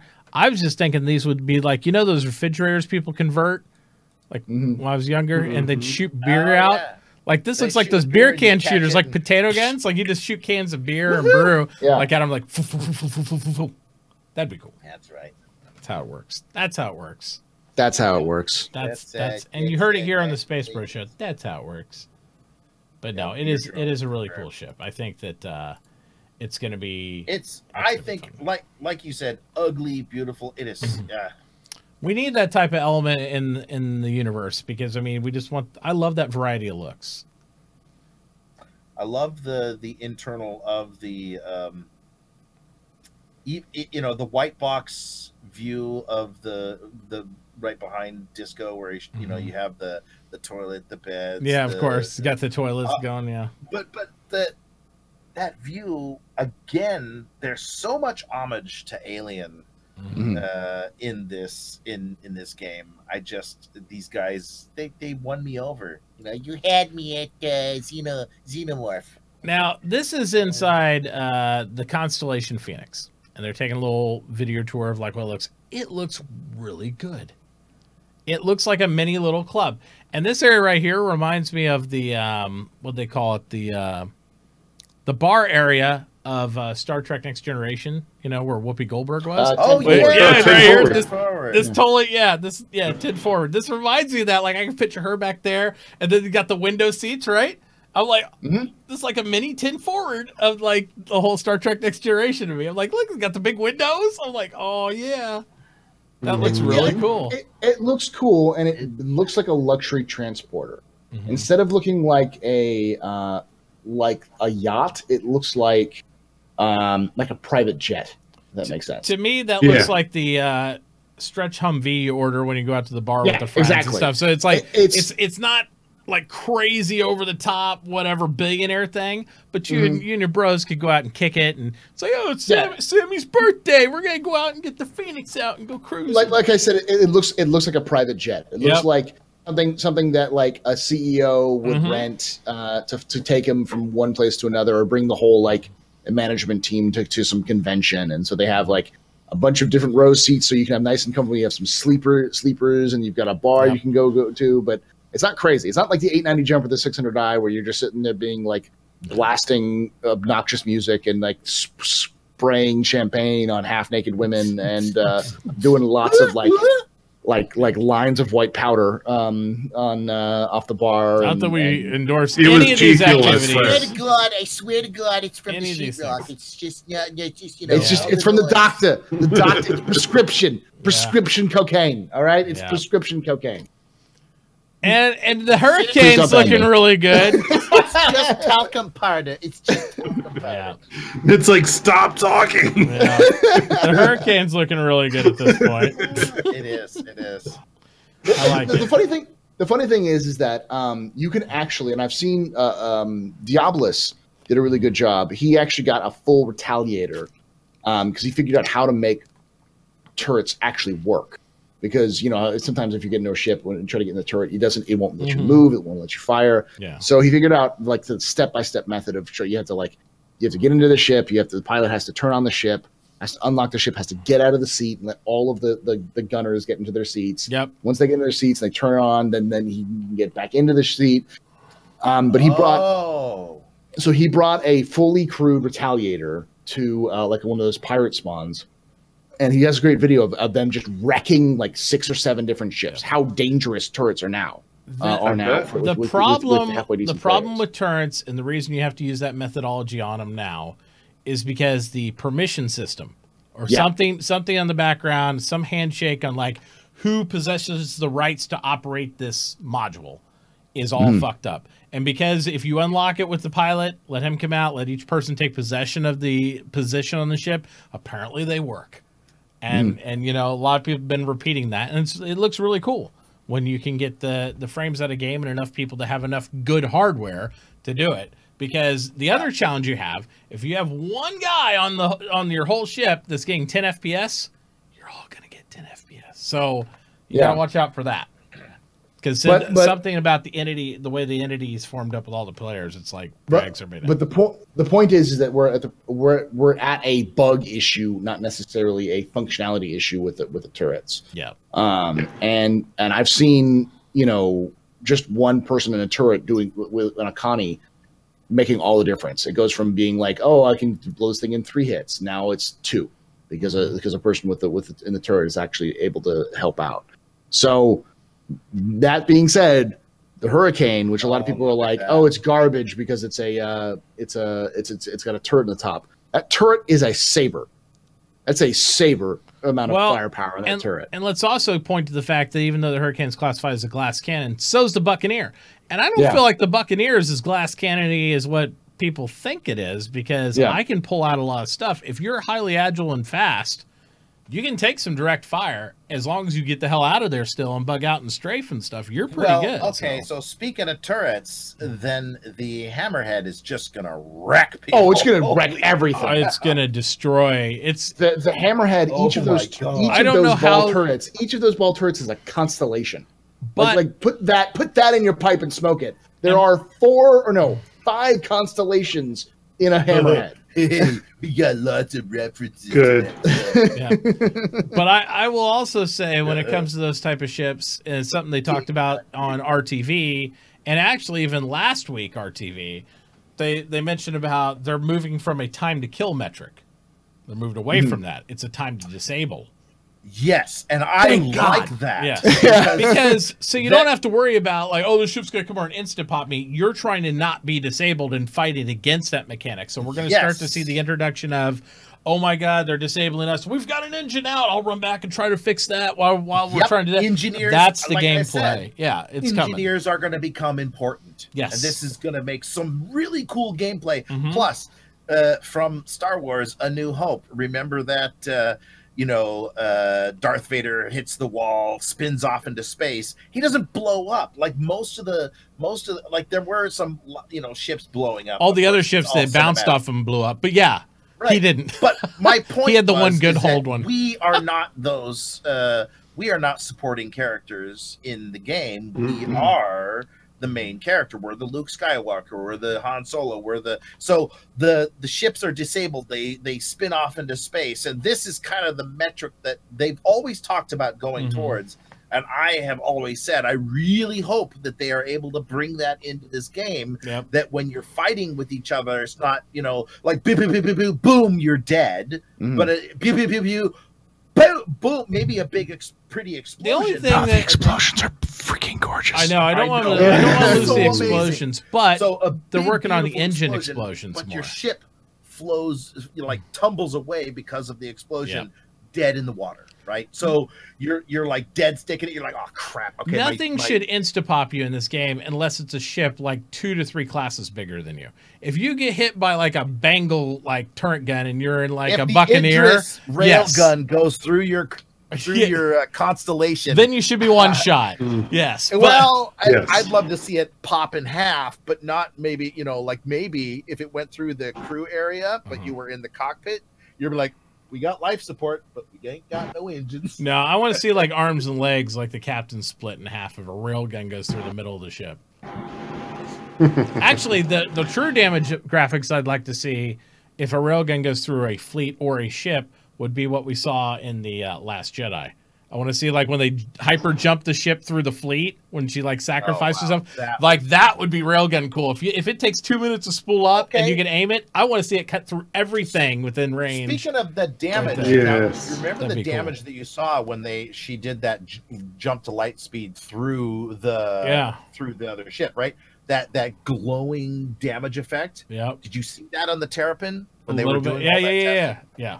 You see that glowing kind of like so they were talking about new damage effects coming in, and I think that the one that they have a completely new damage state, new damage effect coming out with the Terrapin is what they said. I think so, because they're talking about how the components break off, and again they're moving now with the newer ships in the pipeline and all that stuff towards the time to disable metric, so you got to have more cool stuff fall off of things to disable it.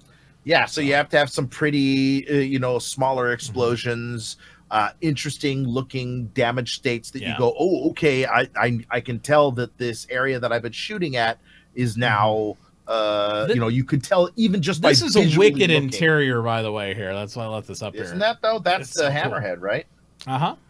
That's the beginning in terms of hammerhead. So gorgeous. It looks really cool. I was like, I can't wait. Can't wait. Hammerhead out. Yeah, to see in the hallway design and all that, I'm like, I can see guys scrambling to get in their guns. Like everybody's running your position, like everybody's running down the hallway to get where they need to be. So, and a couple other cool images. This is the ball turret there for the hammerhead. I mean, give me a break. Seriously, guys, the hammerhead is just going to be this rip-roaring, freaking amazingly and this has the same rotation of what I remember when I first saw the original Star Wars, where you saw Han and Luke like battling against the TIE fighters, and they had that full rotation, and they're like yelling down the hallway at each other. I'm like, these things come out, they make those Millennium Falcon turns look like pussies compared to this thing. This thing is amazing. This is awesome. This is really good.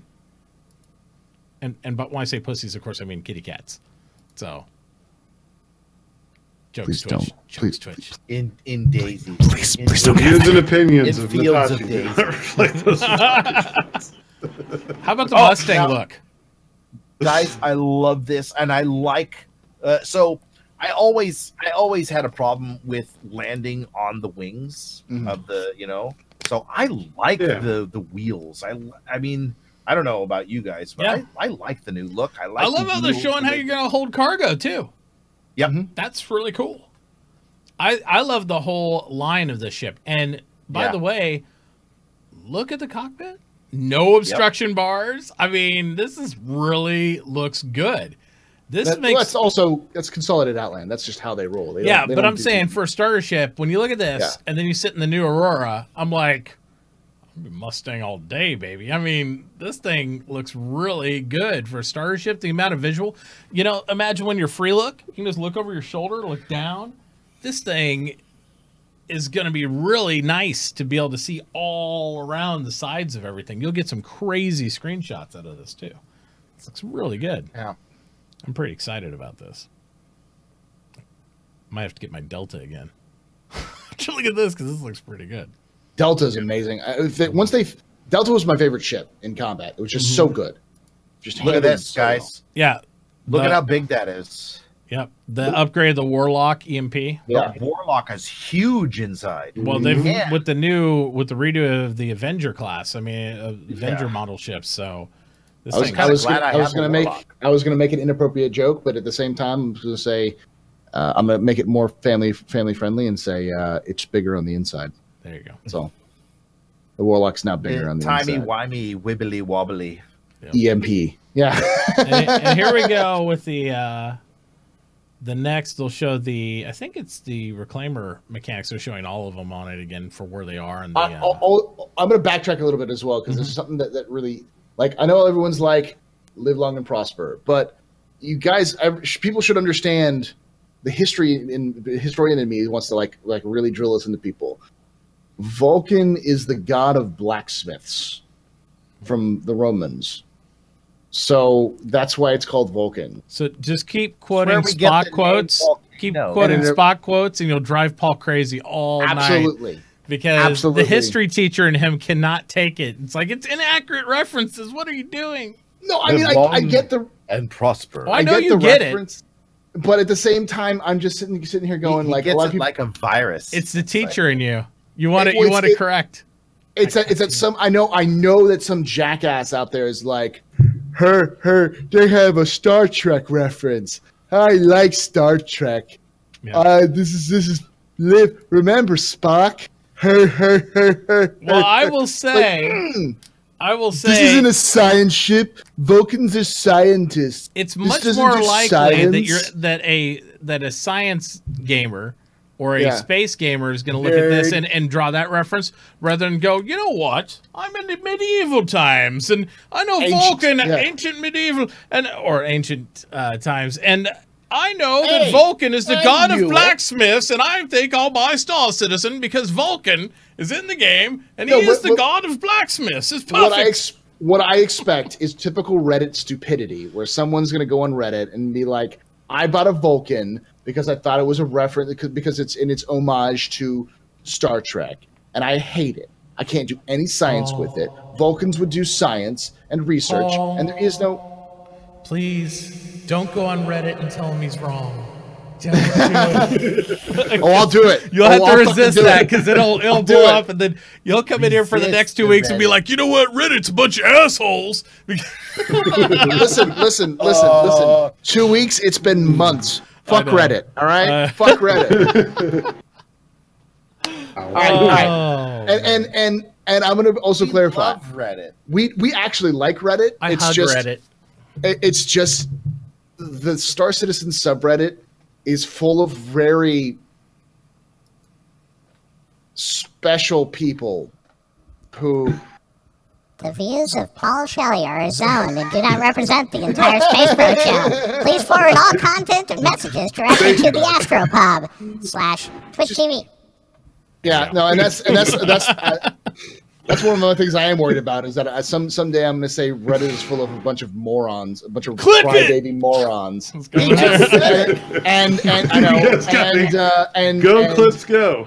And someone will post it on Reddit and be like, "Let's go brigade this guy and report him because he offended us because my feelings, my feelings have been hurt." Why do you even give him ideas, Paul? Look what you're doing.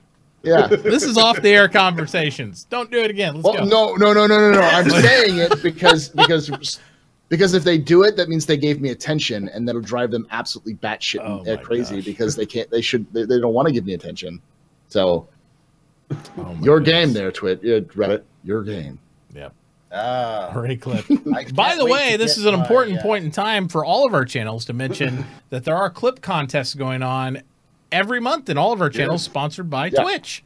So you can actually clip, and for everybody who gets, 50 or more views on a clip, you can actually compete for a badge each month that you guys in everybody's channel here and everybody that's on Twitch to get a special like Clip King type badge for being the most clipped and viewed person in the channel. Just like Bear Owl. Yeah.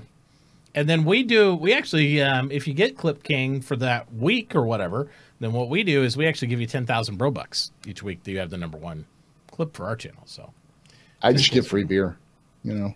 Gosh, I wish I could ship free beer. I don't mean that FBI or ATF or whoever's in charge right now. I don't ship beer. I don't have any licenses to. It's okay. Anyway, Terrapin. I only ship beer in the game. You're fair. Terrapin looks amazing. Yes. I'm so glad I have one of these. Terrapin is immaculate looking. It's been immaculate looking for a while, and it's a different type of space ugly that I love. I think it looks really good. The only disappointment I have with any of their follow-up on the Terrapin, and when they discuss the Terrapin at this point, is there's no denying how beautiful it is. There's no denying the purpose of the ship. I want to see some of this beautiful mock-up type functionality that they're talking about, the same way they kind of showed the drones coming off the little thing. I wanted to see like the UI. I want to see like, oh, what's scanning going to look like on this ship? We're supposed to be getting it soon, right? Like, what's scanning going to look like in the future? Because is scanning on the schedule yet? No, nope. It's not on the schedule. But here's you're going to get another ship that doesn't do what it's supposed to be doing. But I just want to see the mock-up of it. I want to know their thought process. Here's the thing: is that like they are actively working on scanning. They are. This is not one of those situations where like it's on the plans and they just don't care. Yeah. Because CIG does that a lot. It's like bounty hunting. Bounty hunting is in the plans. But I guarantee Starfarer would probably be a good reference. Like, hey, here's Starfarer. We gave it to you, and we'll work on fueling sometime. Fuel silver. Yeah. But scanning is a vital component of Squadron 42. Yes. It's like one of the major game mechanics of Squadron 42 because it's how like you do all the puzzles and all these other things. So they need to get it to work. And Chris Roberts even talked about in the Vertical Slice commentary. He said, we almost had it working, but it didn't work. So, and it sounded like they almost put it into 3.0. So it's one of those situations where it's not on the list, but I can almost guarantee you it's not on the list because they just don't know when it's ready. But they're actively working on it to try to add it to the game soon. Because you need scanning for mining and salvage to work because they need to have scanning mechanics there. And they talk about scanning, but they don't call it scanning in the roadmap. So. Yeah, Absolutely. I mean, scanning is going to be important for so many different, all the different, like you're going to be able to need to scan for battle damage on ships when you're going to repair weak spots on ships, locations. I mean, scanning is the main way you discover things. Yep.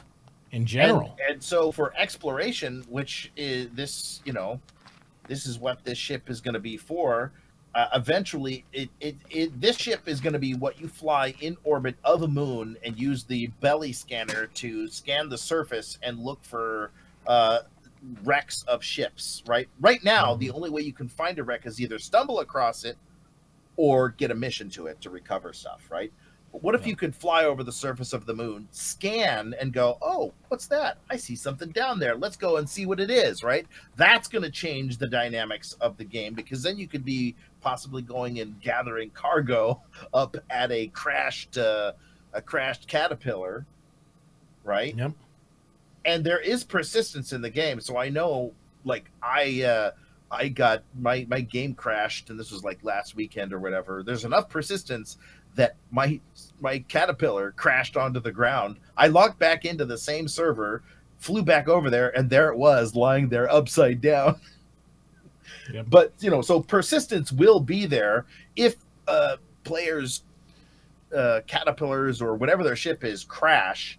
Is this still classified as a one-person ship or a two-person ship, or it's a two people?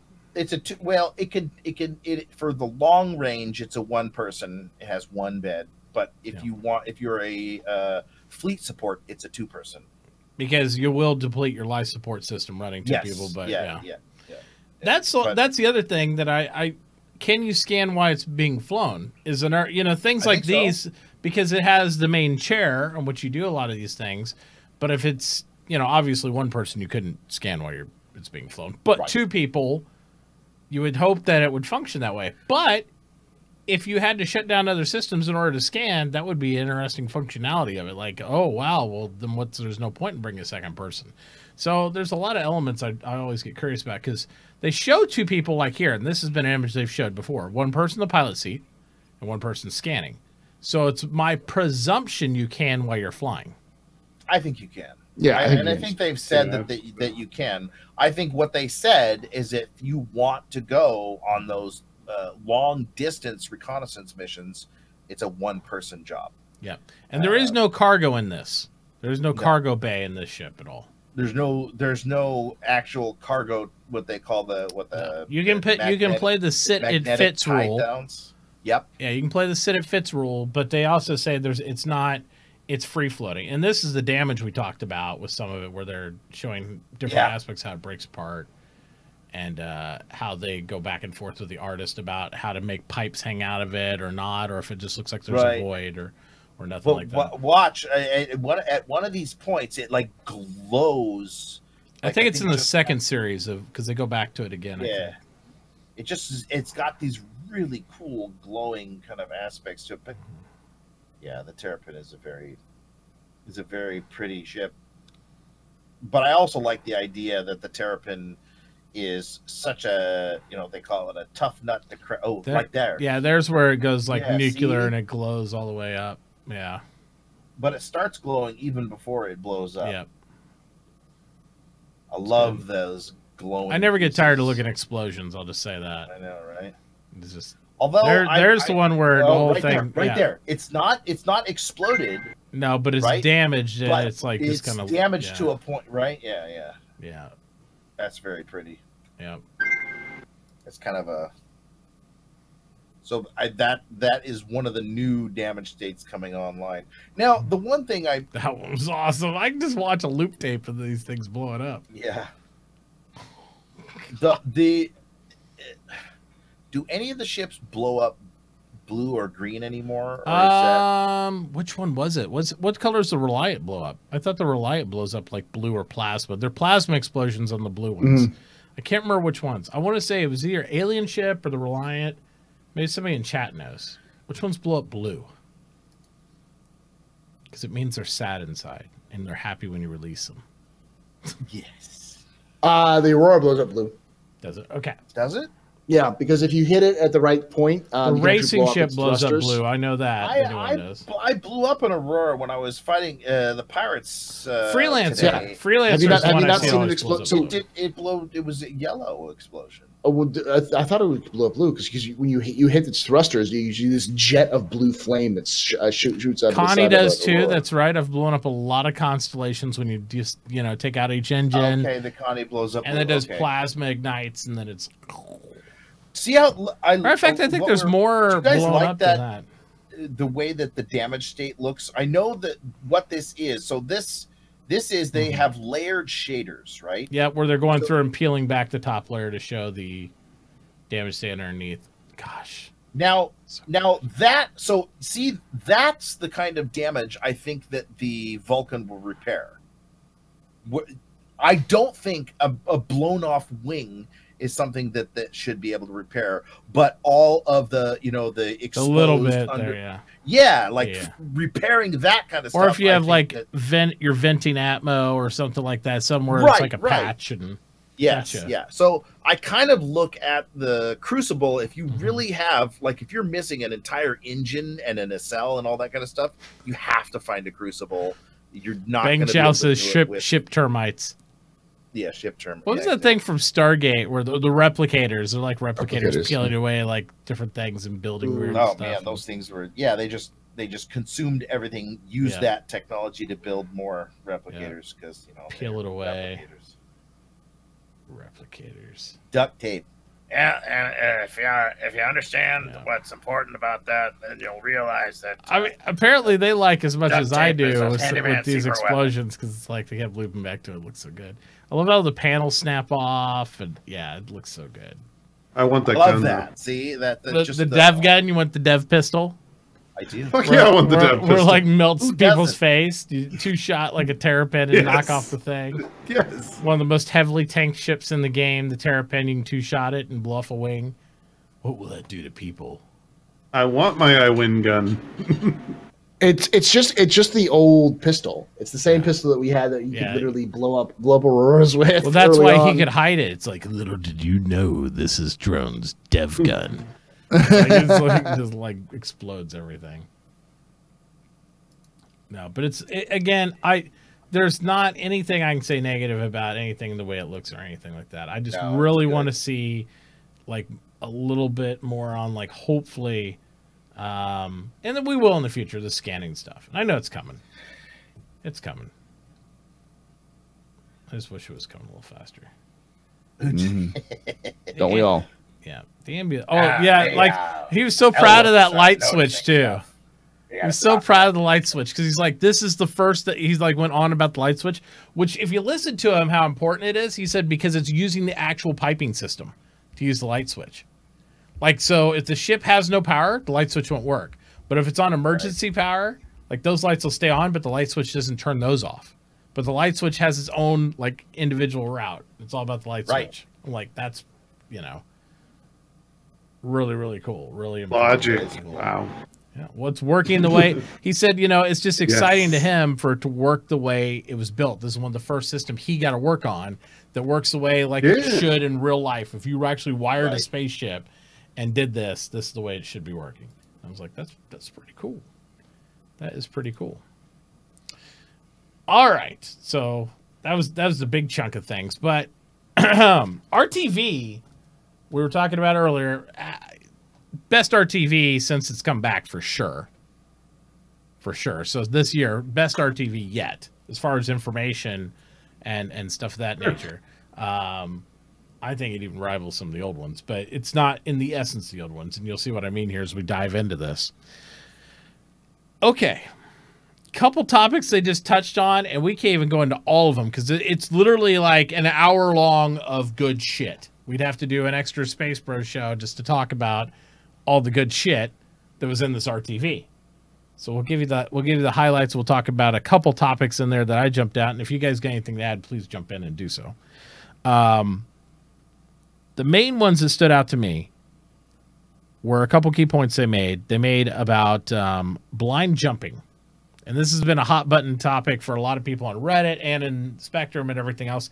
A lot of us are like, hey, so are you going to bring blind jumping back? And for those of you who weren't around for 2.6 and those type of essence, it used to be, we used to be able to point our ship in any direction, hold down that quantum button, and you would just jump that way. Didn't matter if you were locked on, didn't matter if you set desto, didn't matter. You just jump. And that's just the way it went. Now that's not the case. Now you do have to go in your map, plot her out, do your thing, and then jump.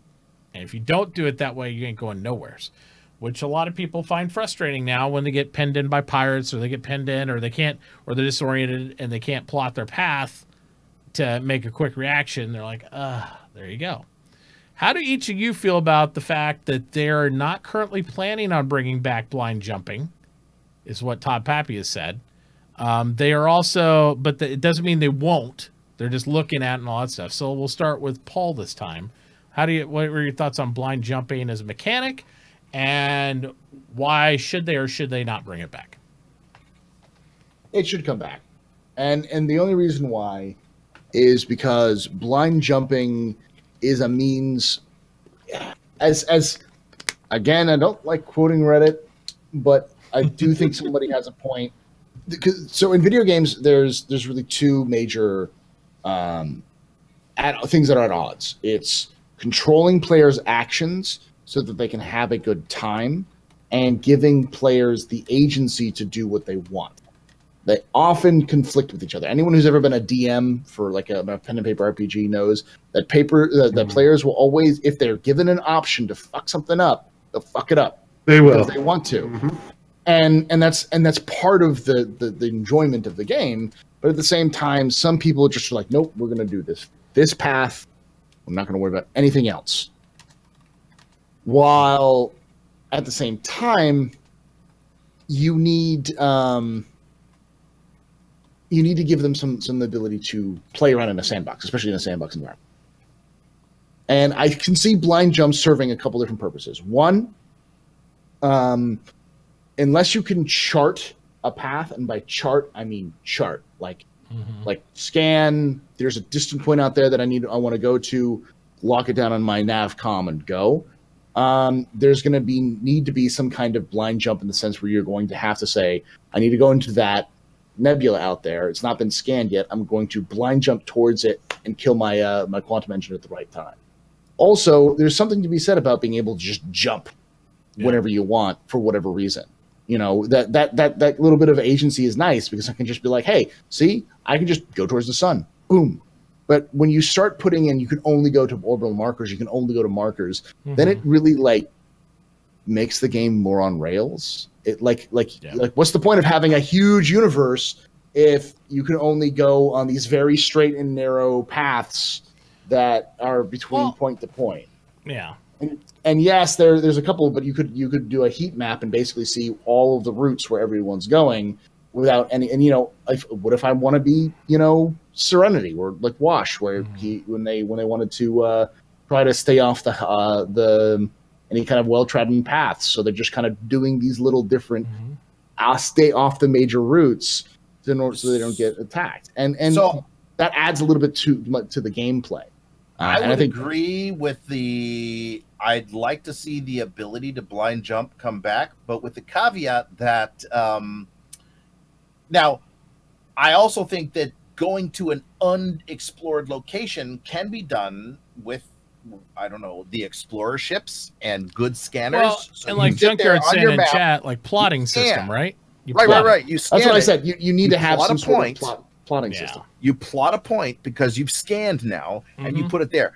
Or you can say, I'm going to go, you point yourself in direction of the nebula without scanning, but I would like to see if there's anything in your way, you hit it. Yeah. You haven't scanned, you blind jump. If you're blind jumping towards a nebula and you've, I still think you need to calculate a distance. So you still need to go in. Okay, I'm going to blind jump. Okay, turn us in that direction. Okay, and so we want the navigator to say, how far do you want to go? 10,000 kilometers. No. 1,000,000 kilometers. Okay, it's entered. Go. And so you've entered 1,000,000 kilometers in. You're blind jumping. You don't know what is in the path. There's literally no reason to blind jump except for emergency situation. Now, I don't want to see a blind jump like we had in 2.6 where you could just point in any direction, hold the key down, and go. I would like to see at least the navigator have to say, okay, I'm the pilot, and I go, okay, give me 800,000 kilometers in the direction I'm pointing right now. So he goes and puts it in. Okay, I put in 800,000 kilometers. I haven't scanned, so I don't know what's there. Okay, go. You go, right? That would be acceptable to me. Blind jump like we had in 2.6, I say no, not a chance. I don't like that idea. Also, the plotting points. if you are in an explorer ship like the Carrack or like the Terrapin or like any of the ships that are labeled as explorer, they have a scanner. So if you use it now, it takes longer to do this. Don't get me wrong. Yeah. The scanner has to put out that ping or however it does it. So you have to wait for that data to come back in. Then all of a sudden you're like, holy crap, we would have, if I had blind jumped into that, there was a whole thing of asteroids there, we probably would have died. Right. So there's that. And I think that's the thing a lot of people are missing, because they're looking at the extreme of the situation. People are saying, well, you need blind jump or the game's on rails. And I'm like, no. I mean, you should be able to like drop probes or scan something and say, hey, I don't know what's over here. This is like fog of war. Nobody's ever been here. We're going to drop a pen, give me a directional scan in that path at, like you said, you know, like 20,000, 250,000 kilometers.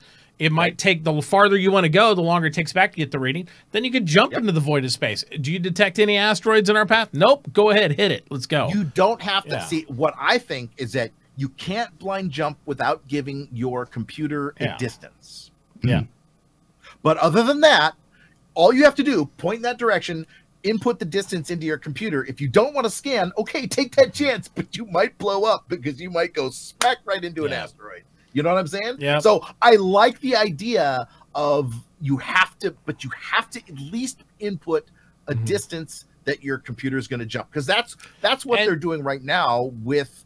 And some scanners won't go real far anyway, right? So I mean, if you want to go 250K and your scanners only reach 10K, even a long range scan that way, then you are essentially just gambling anyway. So, like, for example, let's just look at it like this: if you're in an Aurora MR, what's the distance your scanners are going to go? Probably 10 kilometers, right? That's about it, right? 10,000 meters or something like that. You're not going to scan very far with a standard MR. Super Serious says, Super Serious says, but Mitauchi, that's what some people call a blind jump. That's you're going towards a waypoint you set up yourself without a previously discovered location. No, a blind jump is when you just turn on the fucking warp drive and you're like, all right, let's do it. Hopefully we're gonna make it. That's jumping totally blind, without thought, without precaution of jumping. Like you're just doing it blind. No anything to it. Because to me, I don't even think that, like, because what we were doing in 2.6 was blind jump. That's what we defined it as. That was totally blind. You have no distance, no nothing. You just hit the quantum drive and you go until you hit the magical wall of the universe, and then it just turn you around and whatever. But with the distances getting bigger, how would that work? Yeah, just run out of gas. So, yeah, I'm the one thing that I think is that what they're trying to, and I think this is what they're going to do. And they haven't explained it entirely, but I think what I'm saying is exactly what they're going to do. The what they call the but yeah, like they're talking in chat, you could narrow your scan field so you're not doing a wide broadcast, so you can get a little bit more range by narrowing your band. Same stuff we used to do in Eve, where you could go directionally, right? You can do a directional scan, say, I want to scan this direction at 5 degrees, 10 degrees, 20 degrees, but you still had the limit of how far you could scan, but you would get a little bit more focused scan on direction. That an Aurora MR versus a Mustang Alpha versus a Mustang Beta, right? The Mustang Beta is the explorer ship. I would imagine that its scanner is designed for exploration, meaning you will be able to probably have a much greaher distance scan than you would in a Mustang Alpha. The Alpha is going to be limited to 10 kilometers. The Beta will probably be, maybe 100 kilometers or something like that. And it's not the same type of scan, though, right? I mean, a directional scan to me, or a precursory scan of direction, is just like, is there an obstruction this way? How far can you reach out with that? So I'm not trying to analyze what it is. I just want to know, is anything blocking me at 850,000 kilometers this way? No? Okay, let's hit it. It's like just send out like a pulse beacon or a ping. You don't know what it is, but you just know if you're getting anything going to hit you in your path. And I like the idea of having the requirement that the navigator, at least, like that there be a navigator, like there varying degrees, varying levels of participation in this jump. if it's a well thought out jump, you can plot points on a map. And Yep. if you're going through, like, you know how they did in Star Trek, where the Briar Patch, you had to actually warp to one point and the other to avoid all of these nebulous materials, right? In the same sense, if you're in Star Citizen and you're mapping out a brand new area, the navigator is really going to be scan. Okay, focus on this. Ooh, Yep. I don't know what that is. Scan again. Okay, I'm not sure about this. And then they'll plot out your points. Whereas but the navigator still, even in a blind jump, you still have to at least give a distance, because the quantum engine is different than your. It's different than your standard engines that will push you into cruise and boost and all that other stuff. The quantum engine puts a burst of energy, and that's why they want to have these orbital markers and these other points that you can select. So in the same sense, you would be selecting a marker that's 800 kilometers or 800,000 kilometers out, and all you do is just, it would be randomly placed. No, but you would have to put a distance. Yeah, and like Mander says, if their definition of non-blind jump matches yours, I'm fine with it. Their current definition is to existing waypoints. That's not true, actually. The only way you can do a non-blind jump is to existing waypoints, because we have no scanning mechanic to create plots. There's no way to do it because the mechanic's not in the game for them to create. We don't have beacons. We don't have any way to scan yet. We have no way to create those points in space yet, because we don't have that type of mechanic in the ship in the game. I firmly believe it will be there when it's time. But I would also say that a lot of people will say, against the plotting of distance, is like before you could quantum, and you could also shut it off mid-quantum, wherever you want. I would support all these mechanics, even the just hit it and just go, and it'll go until the gas runs out, or you shut it off. But if you do it that way, it causes your quantum engine damage, because it's basically like, turn it on, unplug it from the wall, and that's could even blow your entire quantum engine. I mean, I'm talking about the only reason you would hit that and just do it blindly and then say, okay, bring us out, without pre-registering the computer spooling up and understanding all these plots, is you could essentially just pop your entire quantum engine and be dead in space. But if it's that big emergency, sure, why not? I'm like, you're trying to save all these lives. Pirates are coming down on you. You're like, we're going to die anyway. Let's try to blind jump and do it. And if you're not interdicted and tackled, fuck it. Hit it and do it and roll the dice and hope for the best. But you might be dead in space, and you might be calling back to the same pirates to try to rescue you that you just avoided. So, Diablo's putting something in the chat that we actually kind of do have beacons, personal beacons. Because you can steal quantum beacons from rec sites. So if you have, say, 2 missions which are both at the same rec site, and you find the beacon, you can steal the beacon, place it on a planet or anywhere, and activate it, even in your ship, and activate it, and then anyone who has that mission and has that beacon can jump within, I think it's 1,000 to 500 meters of your 1 kilometer to 500 meters of your ship. Might be a little further out. And those are the quantum beacons right now. And eventually, I mean, that's the other thing to bring up, is that we are going to have service beacons in 3.1. So service beacons are another part of, like, those, another thing you can jump to. And Commander Benkai keeps bringing, it says, freedom of travel makes the game feel tactile. And you could fly any direction. You're just not going to get there very fast without going into quantum, and you can't steer in quantum. So I agree 100%. The whole point of this game, and me leaving a game like EVE Online, where you have to jump to predetermined locations for the most point, is the freedom of flight. But you can't just quantum and steer or anything, so that doesn't make any sense. Quantum is a straight shot. Yeah, but we're still going to take some thought in that. We have a huge limiting factor in the fact that we don't have plotting mechanics right now, and we know it's in the game. We know it's going to be in the game. They've said it's in the game. The plotting mechanics are. There's no way to explore if you don't have plotting mechanics. I like the idea that if it's a blind jump in the future with quantum would be, you bring up the map really quick, you click on it, and you're like, okay, go. Or like you said earlier, typing in numbers in the machine at the console and just going. Right. You have to either plot a plot on the map, or you have to give the quantum engine, okay, this is the distance you're going to go. Yeah. Then you're not going to hurt the, you know. So I think that there shouldn't be this random, like, go is until you run out of fuel kind of thing that they did in 2.6. Yeah. Well, in 2.6, if you're too close to the edge, it would actually bounce you off the wall and turn you around and come back. Yep. Because it was invisible walls. Like, I've gone to the edge and then burned back for a while, turned back around and jumped back to the wall. See what happens. I went to the edge and you go, my ship got bounced back, and I kept going. Yeah, I've had that happen. I had my ship explode against the invisible wall. Yeah, I had that happen too. And I've had my ship get catastrophic damage and come back the other way, and then it ran out of quantum fuel because I was low anyway, and I bounced against the wall and came back, and I didn't know where I was, and I just ran out of gas. But that's the way it happens. That's what happens when you jump thousands of times. It's like jump. Oh wait, and then they decided to turn that down quite a bit.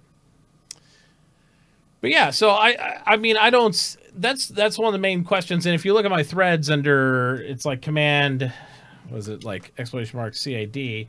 I think I actually have one of my questions in that thread to be upvoted for calling all devs. Talks about scanning mechanics, and I want to know the details of to see the scanning mechanics. And I also talk about possible are there going to be probes in the game, and if so, which how are they going to be used? They're going to be used to triangulate position like they are in Eve, because that's the only other way. Like in Eve, and Eve is, I won't say it's on rails, but you can jump at ranges to things, but you have to jump to certain points. But the other mechanic is you can probe out objects and then jump to them by discovery, and that's the way they work theirs. I still want the freedom of flight in this, right? Because in Eve you can fly around freedom too, but you can't plot a course. I want to be able to plot into the void of space. I know there's nothing here. I don't know what's here, and just jump to that.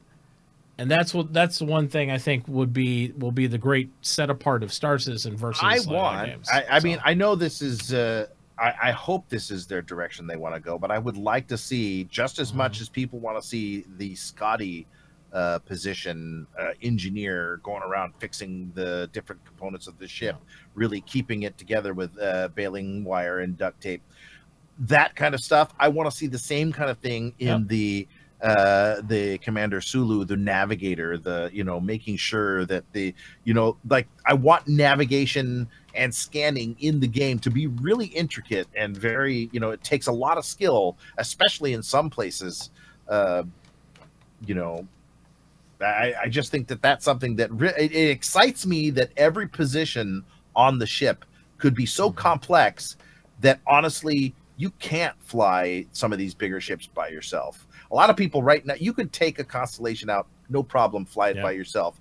But in the end game, I would like to see that not be possible. Like you could, but you would be flying blind, right? Yep. As a pilot, without a navigator, you're flying blind. Because you're not going to be able to do all that stuff by yourself. Yeah, and Guns and Glue says, but then how, do you avoid asteroids when going to a random quantum beacon? Same way you do now. If there's an obstruction, like if you jump to a planet right now in 3.0 and you want to go to any beacon, like an OM off a planet, if there's a ship you can't see even off grid that's blocking your path, it says obstructed. Right now your ship is intelligent enough to know something's in your path. Well, but that's only in known space. What he's talking about is non-known space. And I'm saying that you won't know. If you do not scan in the direction that you want quantum to, you will smack right into and that's what I want. But right now, it's not even about known space, because I can put a Starfarer in front of that OM and you can't jump to it because I am in your path. Right. And that has nothing to do with no Spain, because I'm a movable object. It's just because I'm right there in that moment. But I would like to see a directional scan where I can just do on any level of a ship, the same way it worked in Eve. I can just hit a button. It won't give me a lot of detail. It'll just say object at some range or something like that. And if I don't know what it is, I'll just say, okay, navigator, reel us back to like this, and I'll jump within visual range of where it's blocking the path, or we'll have to circumvent around or something like that. But I think plotting is essential for exploration. You're never going to be able to burn. Sure. This isn't Star Trek. You're not going to go solo warp factor 2 and head this way. You are in this game. You are SCM, space combat speed. You're in precision mode, or you're in quantum.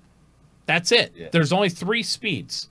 There is no, if you think you're going to fly SCM to go explore, I'll see you in fucking 5 to 6 years when you get like, you know, the 250K that way. You're not going to make it very far if you're not using quantum travel. You have to. So you have freedom to fly, but you don't have freedom to fly far without plotting mechanics in the game or have an actual known location. That's the way it goes. Makes sense. Yep.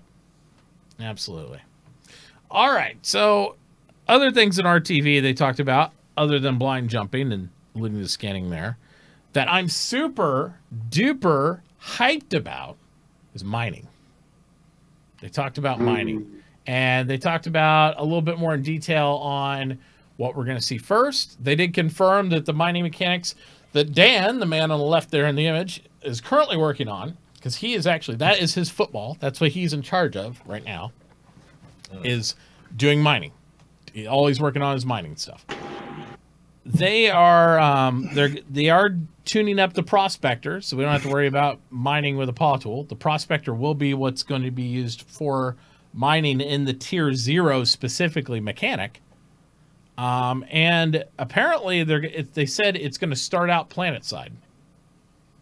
But he also mentioned some other interesting mining aspects. He said, and this is only for ore right now, but they plan on being able to mine not only ore, but gas and liquid. Also, bio mining, like from plants and stuff, to get different types of particles like that. So it's going to actually encompass a whole different, it's going to take different pieces of equipment probably and things of that nature, but you're going to be able to actually harvest in a mining type format many different types of things. So that's interesting. Because okay. Yeah. So I was like, that kind of was like, huh, that's pretty cool. So there's going to be a whole thing of that. But right now, it's ore mining on the plant side. Then they're going to get to, asteroids as well as some other things. And he said when we get to a lot of the rocks, there's still going to be precursory elements. They're still going to have to worry about, the heat dissipation, all that stuff, different substances, refinement, all those different aspects that they'll be coming in initial waves and tiers. But this is just the first look of what tier 0 is going to look like. And whatnot coming in the game. So I was like, that's pretty awesome to me. I was very impressed with the fact that they're this deep into the pudding, so to speak. And he says, and even when he was asked later on, what mechanic coming out in the game this year is he most excited about? And he said mining. Because he's like, he says he thinks when people come in here, he says it represents the true economy, the true, like, you're going to have something to do in this game. Mining is going to bring all that in for the first time, where it's going to feel like more of a full ecosystem and playable, and you're going to want to persist and do that. And I'm like, that's pretty bold words to say, but it's pretty awesome. I was like, that's pretty cool. So I'm super, super excited about that. What are you guys, I don't know how much of this part you watched. I know some of you guys didn't get into all this yet. But mining mechanic wise, what do you think that mining is going to bring to the game? What are you excited about regarding this mechanic? Are you not really caring about mining? How do you think it's going to impact it? Just give me some thoughts. And we'll start with drones, the great silence one. Hey, I'm not silent. What? I'm just listening. I know he gives a lot of support noises, and I do appreciate that. Yes, I agree. Indeed. No, I really am hyped for mining. I actually am a prospector owner. I'm proud of it. Not too keen on the Orions, too big for the kind of stuff I'd want to do mining wise. But to be able to actually have some kind of rhyme and reason to the economy, other than hey, this station wants that and that station sells it, go get it. To actually be able to influence it and say, oh, this station actually wants this. There's none at the station you would normally buy it from, but hey, I'm going to go mine that stuff and fill those orders.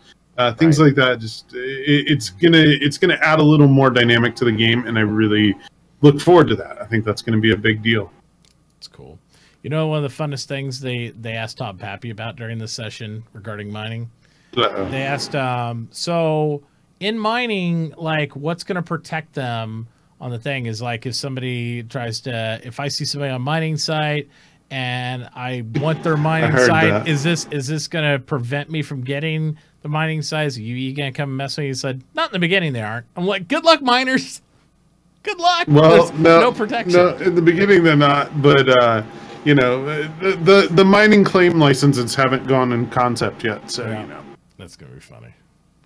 So we're just gonna basically, for those of us who have our prospectors, we're gonna have to be hiring people to security and scouts or something. Protecting our butts. Yep. Yeah. Security and scouts. Because quite frankly, if you're a miner mining alone, you're wrong. I'm gonna get you. I'm gonna find you. And then I'm gonna take all that sweet, tasty ore. And what Paul means by if you're a miner mining alone, he supposedly means if you're not. He's not referring to if you're under the age of 18. He's definitely saying if you are a actual pick and shovel person mining ore out there, he's gonna kill you. For freak's sakes, context. All right. Yeah. We're talking about mining in game, not miners. God, Paul, we'd like to thank you for all the clip champs you're creating today. I seriously. I know. I was just like, because it got a little creepy there. At the end, it was like, I'm gonna get all that. I mean, it's like, whoa. It's supposed to be creepy, but it's supposed to be like, hello, Clarice. Not like hey kids, you want to get in the van? You know? Puts the lotion on the skin. Oh boy, there you go.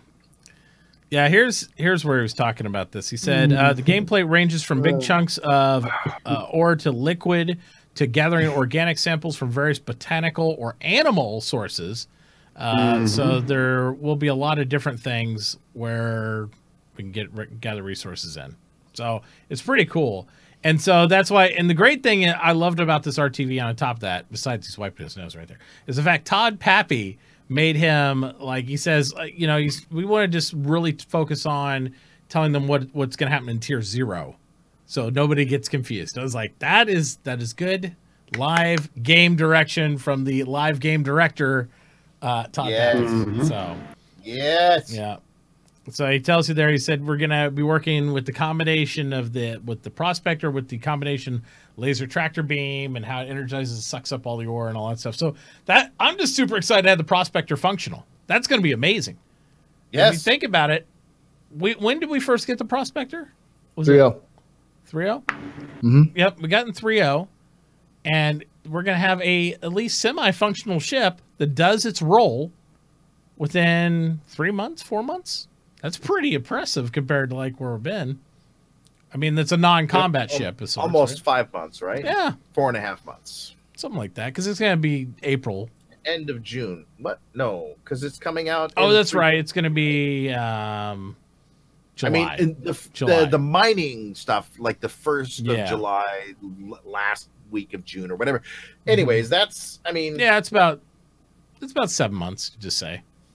But hey, at least you know, we're gonna get a bunch of tier 0 job mechanics in the game finally that are not just you know, go fetch missions or you'll see how, you know, much stuff you can move from Port Olisar to Grimhex or Grimhex to Port Olisar, you know. And the fact he laughed about the fact he said when you mine you're gonna have to keep it in a certain safety range, or it will have catastrophic consequences. I see people like they're mining, not paying attention, and ships blowing up. Yeah, it's going to be good. Yeah. So that's another reason why you also want to have somebody who, because you're not going to be able to pay attention to anything around you. You're not going to be able to be looking. You're going to have to look at your console. You're not going to hit auto mine and just you're going to be into your gear looking like, oh, okay. I got this. You want to make sure every time it goes above a certain level, you're going to dial it back, okay, and it just starts going below. Okay, dial it up. You're gonna. It's just going to be like hovering between this area, and then maybe when you hit a gas pocket, it goes up really fast. You're like, oh, crank it down, son of a. Yep, it'll be interesting. And it's going to be cool. He talks about that. They do an Armageddon reference in there too. It's like talked a little bit about that, but they also talked about that he wanted the experience to be really. feel different on the asteroid mining versus the land mining, even though it's going to be the same mechanic overall. How he just wanted to kind of shift it over and do some of that, so it's going to feel a little bit different. So is that what do they call it? That push down mechanic for walking on the outside of ships, is that going to help us walk on asteroids? I would think so, but I don't know. Yeah. Align to surface.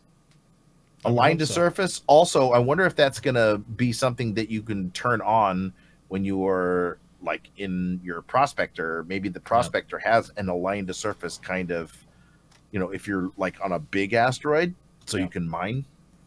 Yep, that would be cool. That'd be interesting. Yeah. Yeah, they talked about like a little bit about salvaging there, different types of tools for attachments, all that stuff. They went in a lot of different aspects of that. I thought it was pretty cool. It's pretty cool aspects. So mining, it's going to have a whole ecosystem. That the other thing they referred to was at 23 that I thought was kind of interesting. Where was it? 20, about here. Let's run this. It was 23 even.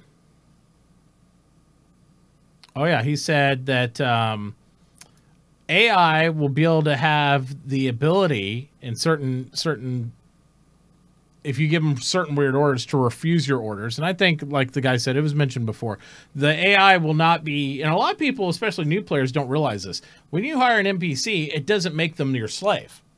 Yeah. They can literally tell you to fuck off if they want to. If you tell them, like, go ram that ship with your ship, they're like, I ain't doing that shit. You know what I mean? They can do that. So they have their own personality traits, I'm just their own gonna, thought system. I want to throw out there that for any AI in my future that is considering declining an order, there will be a summary execution. Be ready. Be ready. Well, then you also probably be 100 by the UE. Yeah. Oh, we're going to do it in space where the UE ain't going to know. Whatever happened to Jimmy? Oh, He's gone. There's no Jimmy. Yeah.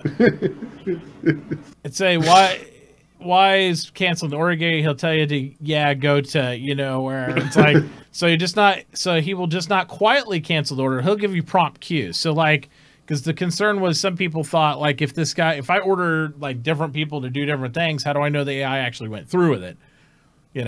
And Todd made the joke too that was like, well, this is going to be really fun at this phase of it to determine whether or not it's a bug or if the AI is just telling him not to do it, right? Like, you don't know if the AI bugged out and it didn't hear the order or if the guy's like doing that, but that's why they're adding the audio cues and those things. What do you guys think? We'll ask Mr. Paul. What do you think about the AI having their own personalities and archetypes and these type of things and things that'll be revealed through the process of having an NPC crewman? Like, you don't know if he's going to be 100% reliable or not because it's part of his personality. Oh, excuse me. I like it. It adds a layer of unpredictability. One of the biggest things that I really want to see from Star Citizen's universe is depth. And depth can be achieved through two real means in a sandbox, either by player-to-player interaction or player-to-universe interaction. Star Citizen's doing both at the same time. So, bravo CIG for the balls. I'm glad. Yep. But I think having an NPC, I tell the NPC, fire on the ship, and the NPC says, fuck you, actually makes me kind of happy. Yep. Because part of me is going to be going, what did you just say? Oh, yep. I'm going to kill you. I'm gonna throw you out the airlock, you little piece of shit. Yeah. Like, it makes it feel real. Like, even though he's just an AI, it suddenly becomes, no. You refused my order. You don't refuse my order. You obey it because you're just a dumb AI. So it adds some more flavor to the universe, which is nice. Watch. You say that to the AI, and it turns and looks at you and says, "No, you're the dumb AI." Yeah. Oh, holy crap! Okay, now I'm freaking out. Gotta have a drink. And I think we're going to see some weird stuff also early on. Like we're going to see like gunners, people who are like working as gunners who are pacifists. Mm-hmm. You know, I think you're going to have and engineers who are really good pilots or who want to be pilots. What about having crewmen that get drunk and fall asleep at their station? I think you're going to see stuff like that all the time. Like somebody has a trait, maybe he's an alcoholic, and you didn't know. I think you're also going to have the issue of, you know, how we've talked about this in the past, but it's going to be, how do you treat your AI? Do you treat them well? Do you provide them with good food? Do you give them enough time off? If they feel like they said that the reputation with your employees will also be important, because as that reputation goes up, they're like, God, this guy's an awesome boss. Yeah. And then, Paul, you tell him, hey, I want you to fire on that guy. He's like, seems a little risky, but all right. You know, because he trusts you. You feed him good, you treat him well, but if you're always treating them bad, you don't provide them any kind of good shower time, you know, you never shower yourself. There's a whole bunch of stuff that you never they did go into that here too. You do have to shower in this game. You do. If you want to interact with certain people. Certain people won't care, but others will. Yeah. NPCs. And they said they're not going to make you shower in 5 minutes, but no. You know, for those of you who have checked out Kingdom Come Deliverance, pricing them. Yeah, they could raise your pricing on stuff because you stink and people don't like you. And that's the thing, is that's one of the things that I kind of discovered by accident in Kingdom Come Deliverance, which I'd love to see in Star Citizen, which is after I get into a fist fight, my face was all bloody and there's like bruising on my face because I'd gotten whopped in the face. And then but then I went over to like a bucket and it said wash, and so okay, cool, so I can wash my face off. The second I'm talking to somebody else, face is fine. Even though I hadn't really healed, now all of the visual scarring is gone, or the initial scarring is gone. So my charisma or my speech is still pretty high. Yeah, so that's the nice little things, just like little stuff like that, which forces you to pay attention to small things like eating and drinking and sleeping. But it's not like, because I think Kingdom Come does this great, which is every time you sleep, you really need to get food, but you don't need to be like, feed me. You don't, or you're not constantly looking at your food. Yeah, and they have said in the past that your crew shouldn't mutiny, your crew shouldn't do certain things, but they can refuse order. I mean, depending on the disposition of the character, some character, if it's out of context, like, you know, you're a hospital ship and you're telling somebody to like kill another guy or something, they're probably going to say that's an illegal order, cap. You know what I mean? They're not going to be blind servants. And you can't own slaves in the game, because I saw somebody ask that in chat too. You can't own slaves in the game. And they're like, well, I have BMM. And I'm like, just because you have a Banu merchantman doesn't mean you can own slaves. Banu can own slaves. You're not a Banu. You can deal in trade in slaves, but you can't own a slave. That makes sense. You can participate in the slave trade, but you're going to be taken. You know, you're going to be, if you get discovered by the UEE, because it's illegal in the highly UEE, illegal. So, also, I was discussing this with my viewers as well about the Banu Merchantman. Not to get too far off topic, but the Banu Merchantman, their nav computer is hard coded. You can't change the nav computer. You can't add new locations into the nav computer. It's hard coded. Basically, we're talking all this blind jumping, being able to plot new courses. If it's not in the nav computer already, you're not going there. It's not an exploration ship. It is definitely a merchant ship that goes on the nav points that Suli allows you to have. And if you want more, well, you go buy those nav points from some other place, bring it back to the Suli that sold you the Banu Merchantman, and sell them the new nav points, then buy a new nav computer from them with the new hard-coded nav points in it. Anyways, I thought that was kind of an interesting kind of, because they talked about that before, how the Banu Merchantman nav computers are hard-coded, which means if that nav points are not in there, you're not going there in that ship. Which, to be fair, the band is also back in concept or whatever, so they haven't even finished like the redesign of the concept of the ship. So we'll see. That's going to be a long time before we get there. Really long time. All right, so AI having some autonomy is pretty cool. I mean, Yeah, overall, like that. generally, as long as you're paying them and you're giving them regular orders, they're going to do what you say. But if you go off the rails, or if you've hired somebody that you discover has some weird type of trait or personal vendetta against the UE, they could be a little bit more, you know, random. Did they say that you would have to keep food stocked in the ship, at least for them to eat? I mean, I know you're not gonna. It's not gonna be like Sim. Yeah, they're not gonna make it Sim Citizen, but you are gonna need some sort of. I would assume so. I think they've said that in the past. They talked about it. I don't know if they did. I think that they said you have to have food in the ship. You don't have to tell them to eat. They'll do it on their own. Right? Yeah. So they will do what we saw them doing in the Idris, where the guy takes, you know, they'll be going and eating, they'll be doing that kind of stuff. I think you can set the schedule. Maybe you can't. Well, you could probably they'll probably choose to eat when they're not on duty. Maybe if you set the schedule for when they're doing stuff. Yeah. You can't tell them. Oh, now you can go eat your banana. Yeah. Now go to the bathroom. No. But they did talk about the fact that paying them, all that stuff. They did talk about as far as what was it? Oh, the one thing, the only trait you'll be able to have visual that you won't discover over time of having your NPCs is you'll see their skills, right? You can always judge them by their skills, and you'll see their aptitudes, meaning this guy might have gunning capability and nav capability, so you can interchange him in certain positions, but he might not have any clue how to pilot. He might be a navigator, but not a pilot, or a gunner, but not another role. So certain guys will fit certain roles, but they might have dual type roles. They could fulfill more than one station, and you will be able to help them train up. So you'll want to keep them alive, but you'll have to kind of learn more about them and discover them in order to find out some of these underlying traits. Like maybe you hire a guy that hates a UE, and that's going to be a big problem if you work the UE a lot, or, you know, those type of things that could come up. So it's really interesting that you get a look at your crewmen on the surface. It's a lot like hiring a real person, right? In real life, you look at their resume. Okay, well, you got these skills, what it says on the resume, and you got these type of abilities, but you come out and you find out either the guy's super nice or he could be a total a-hole. You have no idea until you get to know that person over time. So that's pretty cool. I like that. What else?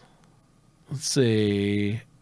Oh, they also talked about they want to make sure that even though they talked about the battle sphere on like the Idris or the Bengal or something of that nature, you know, where you can see all the different ships and those type of things. They talked about being able to potentially launch AI and give them target designation through the battle sphere, but they also are still working on balance on that versus they don't want to have anybody run a single player fleet, as in you are the captain, you've hired tons of NPCs to pilot all the craft and launch out of your carrier and all this stuff.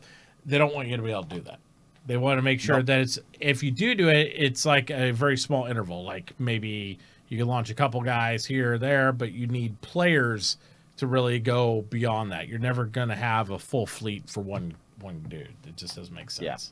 So they've already said that you have to be on the ship with your AI when it's flying. There's no you know. Now, wingmen and support craft have always been part of Wing Commander and Squadron 42, presumably, and those type of things. So that type of AI interaction where if it's a launched from your ship, like a fighter, supposedly they're going to allow you to do that. So if you're a captain on your bridge, he's going to be your wingman. Oh, get out there and get this one guy, you know. But you're not going to be able to have like a Starfare full of NPCs. You're the Bengal, and this guy's in an Endeavor full of NPCs, and run a fleet in that way. It's just you will not be able to run a fleet. They've said that already, and like there will be a limit. I think they were discussing kind of that they wanted to have a limit also as to like you couldn't just. Like if you had, I think they wanted to say, like if you had too many NPCs on a ship, like if it was just all NPCs, maybe you wouldn't be able to have them go out in the, you know, you need to have a ratio of players to NPCs or something. That's what they're shooting for anyway. And my You thing need to have would a be, ratio. You couldn't. I think that's what the minimum is, because the Idris. I mean, what's the limit on what's the minimum on an Idris? I thought it was. Yeah. I don't like remember 15 now. or something like that. That was 12, but I could be totally Yeah, wrong. maybe it's 12. So when they say the minimum, that's not the minimum number of actual crew on the ship. That's the minimum number of players. So you can't just get 12 NPCs and I can do it. No. Because remember the janitors, and there's going to be a lot of different types of crew people, deck crew on the Idris and all that stuff. That's not players. The players are in the more important, most, so when you see that small amount of we'd have to revisit that, though. I don't know how they're going to run that. That's what they were. Originally, yeah, but I think they're going to let you do certain things with pre-skeleton crew and NPCs. The big challenge comes in, and I know that's a hard line in the sand, is if you have NPCs, you can't send them off to do something that you're not in command control range of. Like, you might be able to have fighters support off your carrier, or you could tell them to go fix something to the ship you're on when you're awake. But if you go offline, or if you're not in that range, you can't send somebody to run a trade run without you. You can't do all that stuff. You have to be involved in every aspect. And have them running trade routes without you. That's not possible. They also said that you have to be, when it comes to these big multi-crew ships, you have to be on the ship with your NPCs. Yep. You can't be in an Idris and have a Javelin over here full of NPCs and a Starfarer full of NPCs. You can't do that. You have to be on the ship with them. Yeah. So, and I think I think at a certain size, it is going to require players too. And this is what he's talking about right here. He actually talks about, he's like, for the people worried about this thing, he said people were having a lot of ships. They couldn't just one man controls an entire fleet. This is something that would break the balance of the game. Yeah. And we need to not allow that to overpower people that much. So that it's they're very aware of it. They want you to be able to have fun. Yep. But they definitely don't want you to be able to like go crazy with tons of people. And make no mistake about it, there's still players that plan on doing that and want to do that. Because I remember when Tony Z first talked about this like a year or two ago, and he was talking about AI and subsumption and how it worked. And when he said, people could not just let their fleets go or let their trades runs with NPCs, people lost their shit on the forums. They're like, oh, I should be able to run my freelancer with NPCs and they just make money for me. And I know where they got that from, right? There's RPGs, though, like in a lot of the Elder Scrolls or some of the, what was it? The X Games. Black Desert Online. Yeah, Black Desert Online, where you have, like, submissives or minions and stuff, and they can do shit for you even when you're not there. They're not going to allow you to do that in Star System. Nope. That's not a thing. That's not a thing at all. All right. Other than that, there's a lot of good information, and I really encourage all of you to go in there and jump in and see this entire episode, because I could go all day. We could pick every 5 minutes out of here, but we won't do it. But they talked a lot about all game mechanics, and AI is what it's mostly entirely over, and it was very good. Very, very good. That was good. Yep. So, let me see if you guys got any questions for us. And if you haven't already, guys, we do have a $10 gift card giveaway. You do have to follow all these fine gentlemen. You can get their names and links and stuff through ! guests and chat. So make sure you're doing that as well. Yeah, follow us, man. Yeah.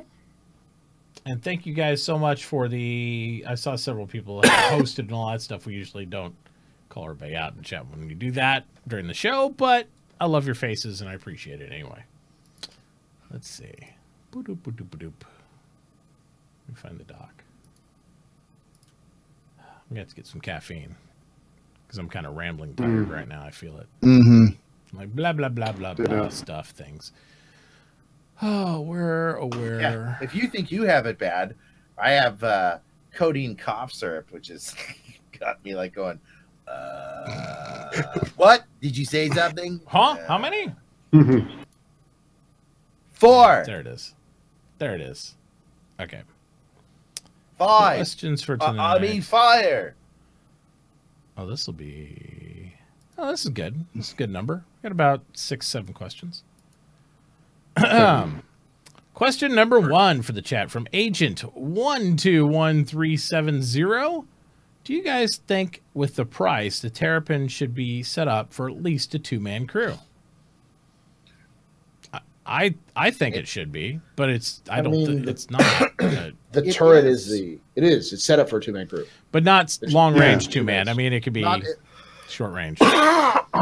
Yeah, because they've said in the past what happens is you're teetering above the edge of what the sustainability for life support is on it with 2 people. So you can go out long range solo or short range 2 people, but I'm like, just leave your suit on, Jack. You'll be fine. Don't breathe all my air. It's sucking up all the oxygen in the room. I don't know, drones. What do you think? I kind of feel like it's already a 2-man crew. I mean, I get that not long range, but I'm thinking it's more the go out and find the stuff and then come back and swap out anyway. So yeah, I don't know.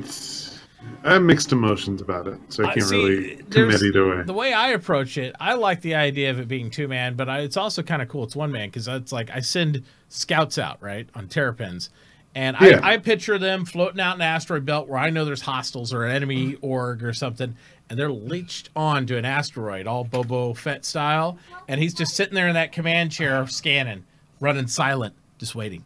Just seeing if there's anything that comes. It's just a 1-man by himself. And then when he sees some shit, he marks it, sends a signal out, jumps in the driver's seat, and he's out of there. You know, so people think of the ship for different roles, but yeah. I like the idea of 1-man, but I think it's priced for 2. I think at $200, if you can't run 2 people sustained in a ship, I think it's a little bit high. Just my opinion. I mean, it depends on what we can get out of it, really, long term. It's true. You know, if because it's really an exploration ship, but it's also kind of like a scanning ship. So, and I've said this from day one, which is I believe that most of exploration isn't going to be finding new worlds and gel points and making love to beautiful alien women. It's going to be scanning,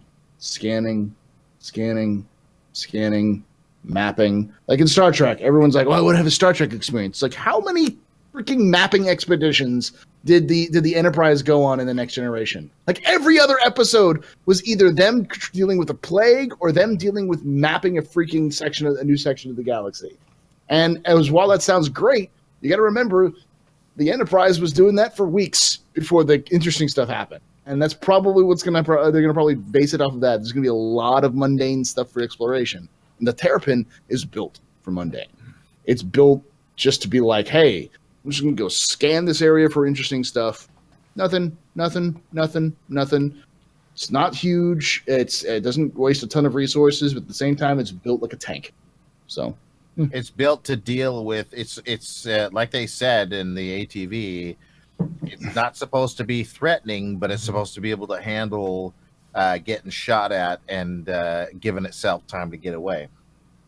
There you go. Unless you have the dev gun, and then it's toast. Yeah. So just get a dev gun. Next question. Again from Agent. He says, is the 600 that was showed on the show about... The 600 that showed on the show about bugs to scale is supposed to be about 90 meters. It looks about the size of the Freelancer. I can tell you the 600 series is way bigger than a Freelancer. Yeah. No, I think that it was he had kind of a fisheye lens in his in Bug Smashers.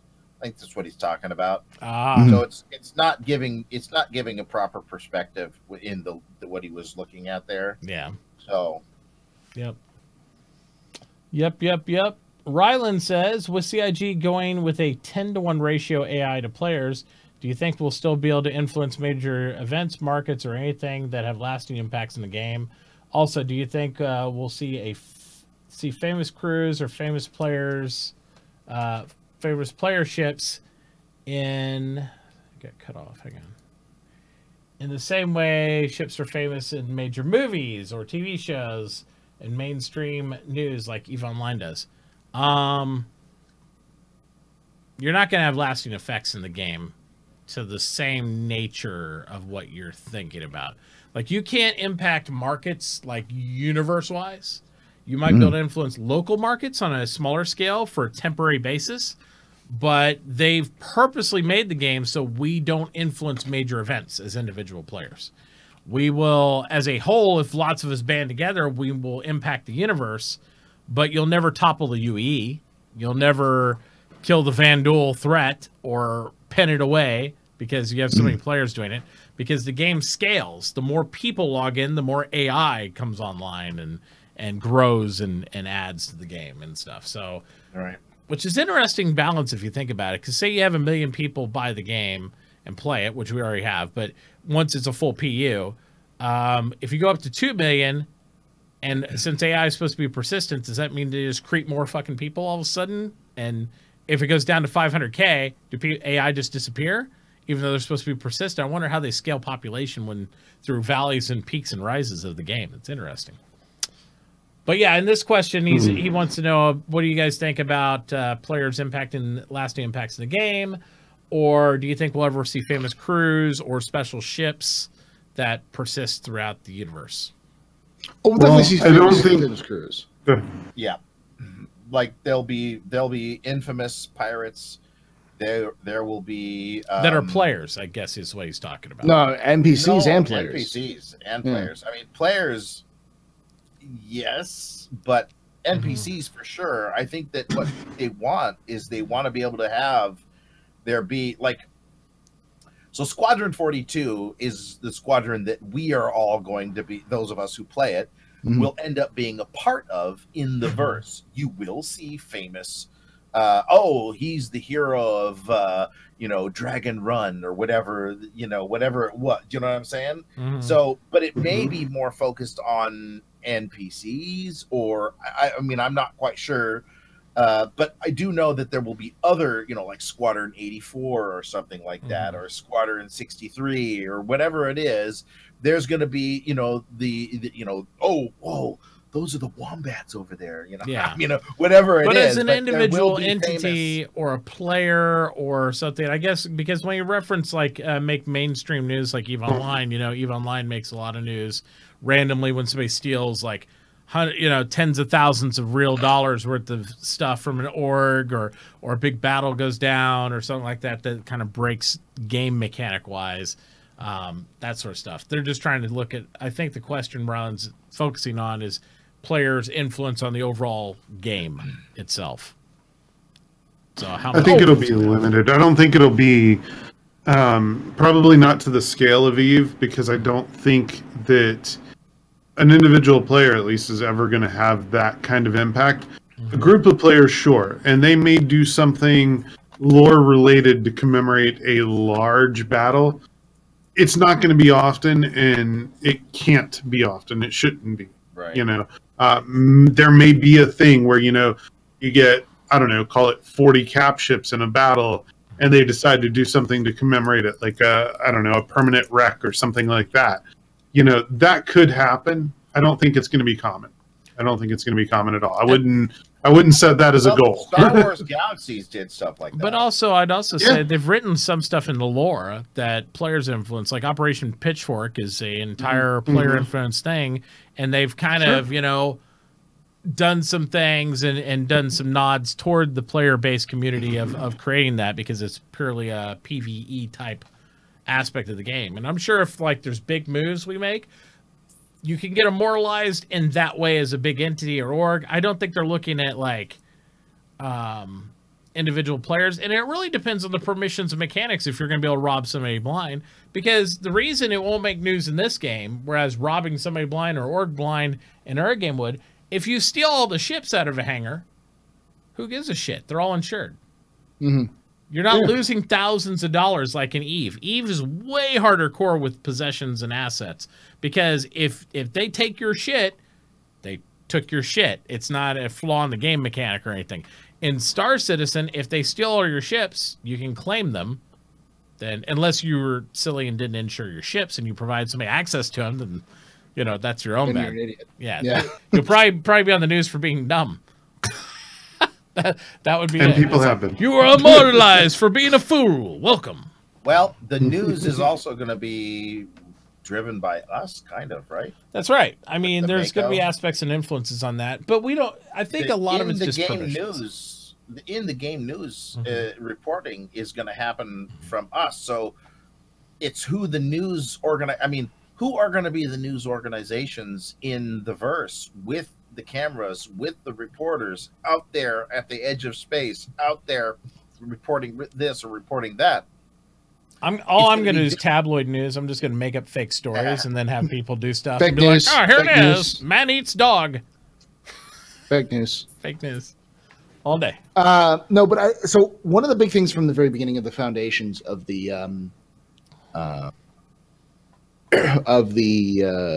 game was that player impact will have, or players' actions will have an impact in the universe. But it's not going to be something like Eve where everyone's like, oh my God, thousands of dollars of ships were destroyed. You may have that be like up there, but the actions of two clans going at each other, two organizations duking it out in unclaimed space is going to have an impact, not as you think in terms of just like, oh, now it is immortalized in lore. No.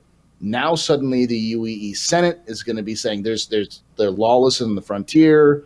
We've got to deal with these mega corporations that are literally killing each other over territory in areas that are not claimed by the UEE. So there's going to be some debates going on, and then eventually they're going to send a fleet out there. And now that org that fought so hard and won that area is going to have to deal with the NPC fleets, which is going to cause other problems because they're going to be pulling away troops from other places, which are then going to get attacked by other NPCs or other players. That's the kind of impact you're going to see, is a kind of an evolving world. And some people may become infamous or famous, but overall, it's not going to be something that's like, you know, DrDronez is DrDronez, is the doctor of the drones. And he'll have his own entry in the Lorepedia, in the Galactic Guide or whatever, for being such a famous doctor. It's more like DrDronez is responsible for the slaughter of millions of people, on this one station, which caused the chain reaction that eventually led to the Vandal invading the system that he was in. Like that. That's what's going to be done. Not necessarily like I'm cool, thus I get a galactic to the new bill in being sponsored in the Senate called the anti-drones. Drones is already immortalized in lore. He's got a whole robot that flies around and fixes stuff named after him. It's true. Named after him. It's true. There you go. Yep. All right. Anything to add, Drones, to that? Yeah, I think he covered it pretty good. We did pick up, looks like Acry added, he said, they must add that people can lose ships. With this Care Bear safety, everyone will have every ship. Insurance, sure, but if people can't lose ships permanently, the ship's value will influx. Well, you can lose ships permanently. You just have to not have them insured and then have them blown up. But no. It's going to be... You can still buy them back.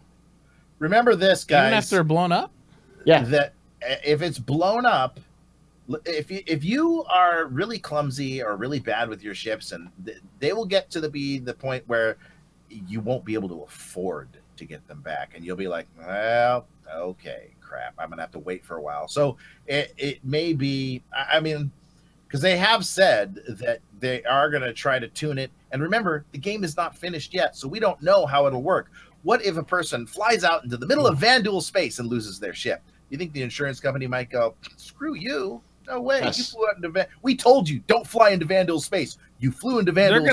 They're gonna have some regulation on it, especially for repeated actions. If you constantly do the same stupid shit within the small window of time, then there you go. I mean, getting your ships blown up one thing, but if you get the exact same system, get blown up again in the same ship like 3 times within an hour, 4 times within an hour, the insurance company's gonna continue to raise your premiums till it's We're like putting whatever. you in a timeout there, Doc. But while I say that, they'll never do anything like Eve. They'll never do anything like, hey, you went out there, you lost your ship, too bad. That's the way it happens.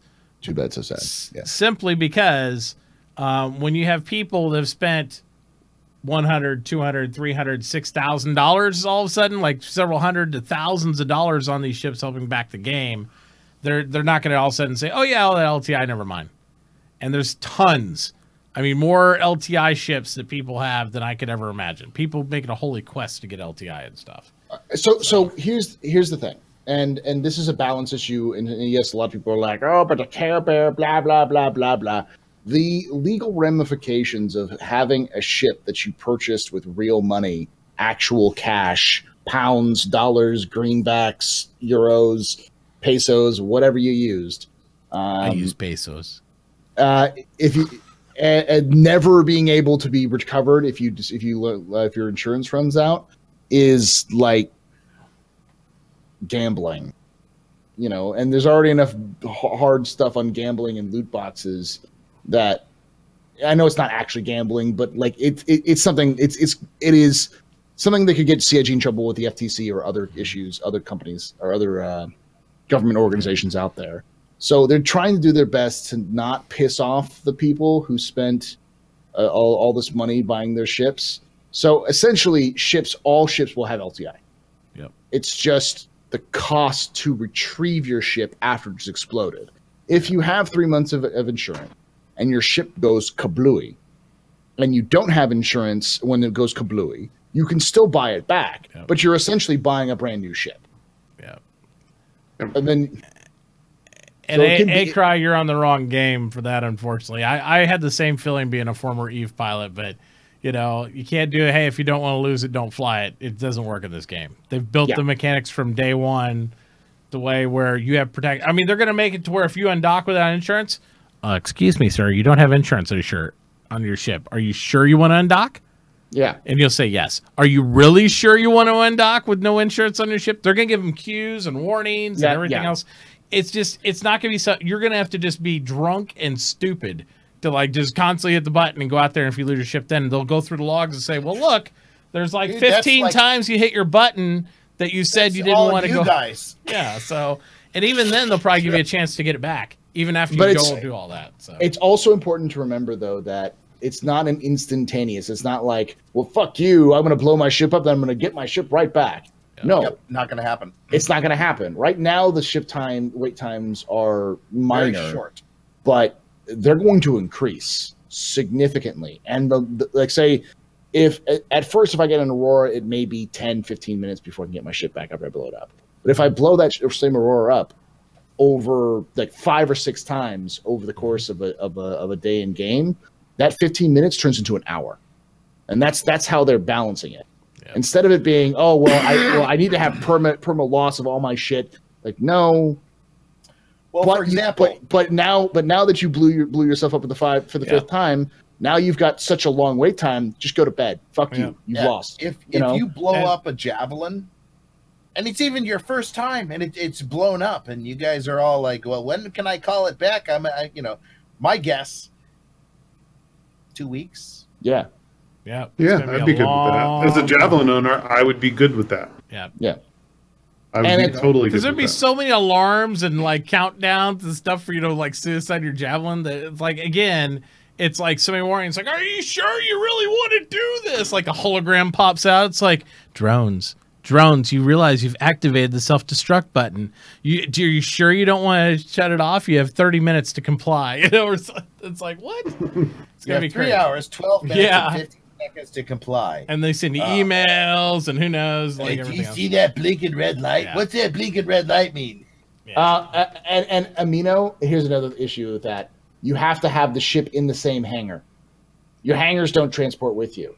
You'd have to transport all of your ships to the same location. They don't teleport wherever you are. They stay at your home hangar, which could be on the other side of the entire galaxy. And when you die, you don't spawn back into your hangar on the other side of the galaxy. You spawn at the last location. You got travel times. Mm-hmm. Yep. Is the thing. So, like instead of having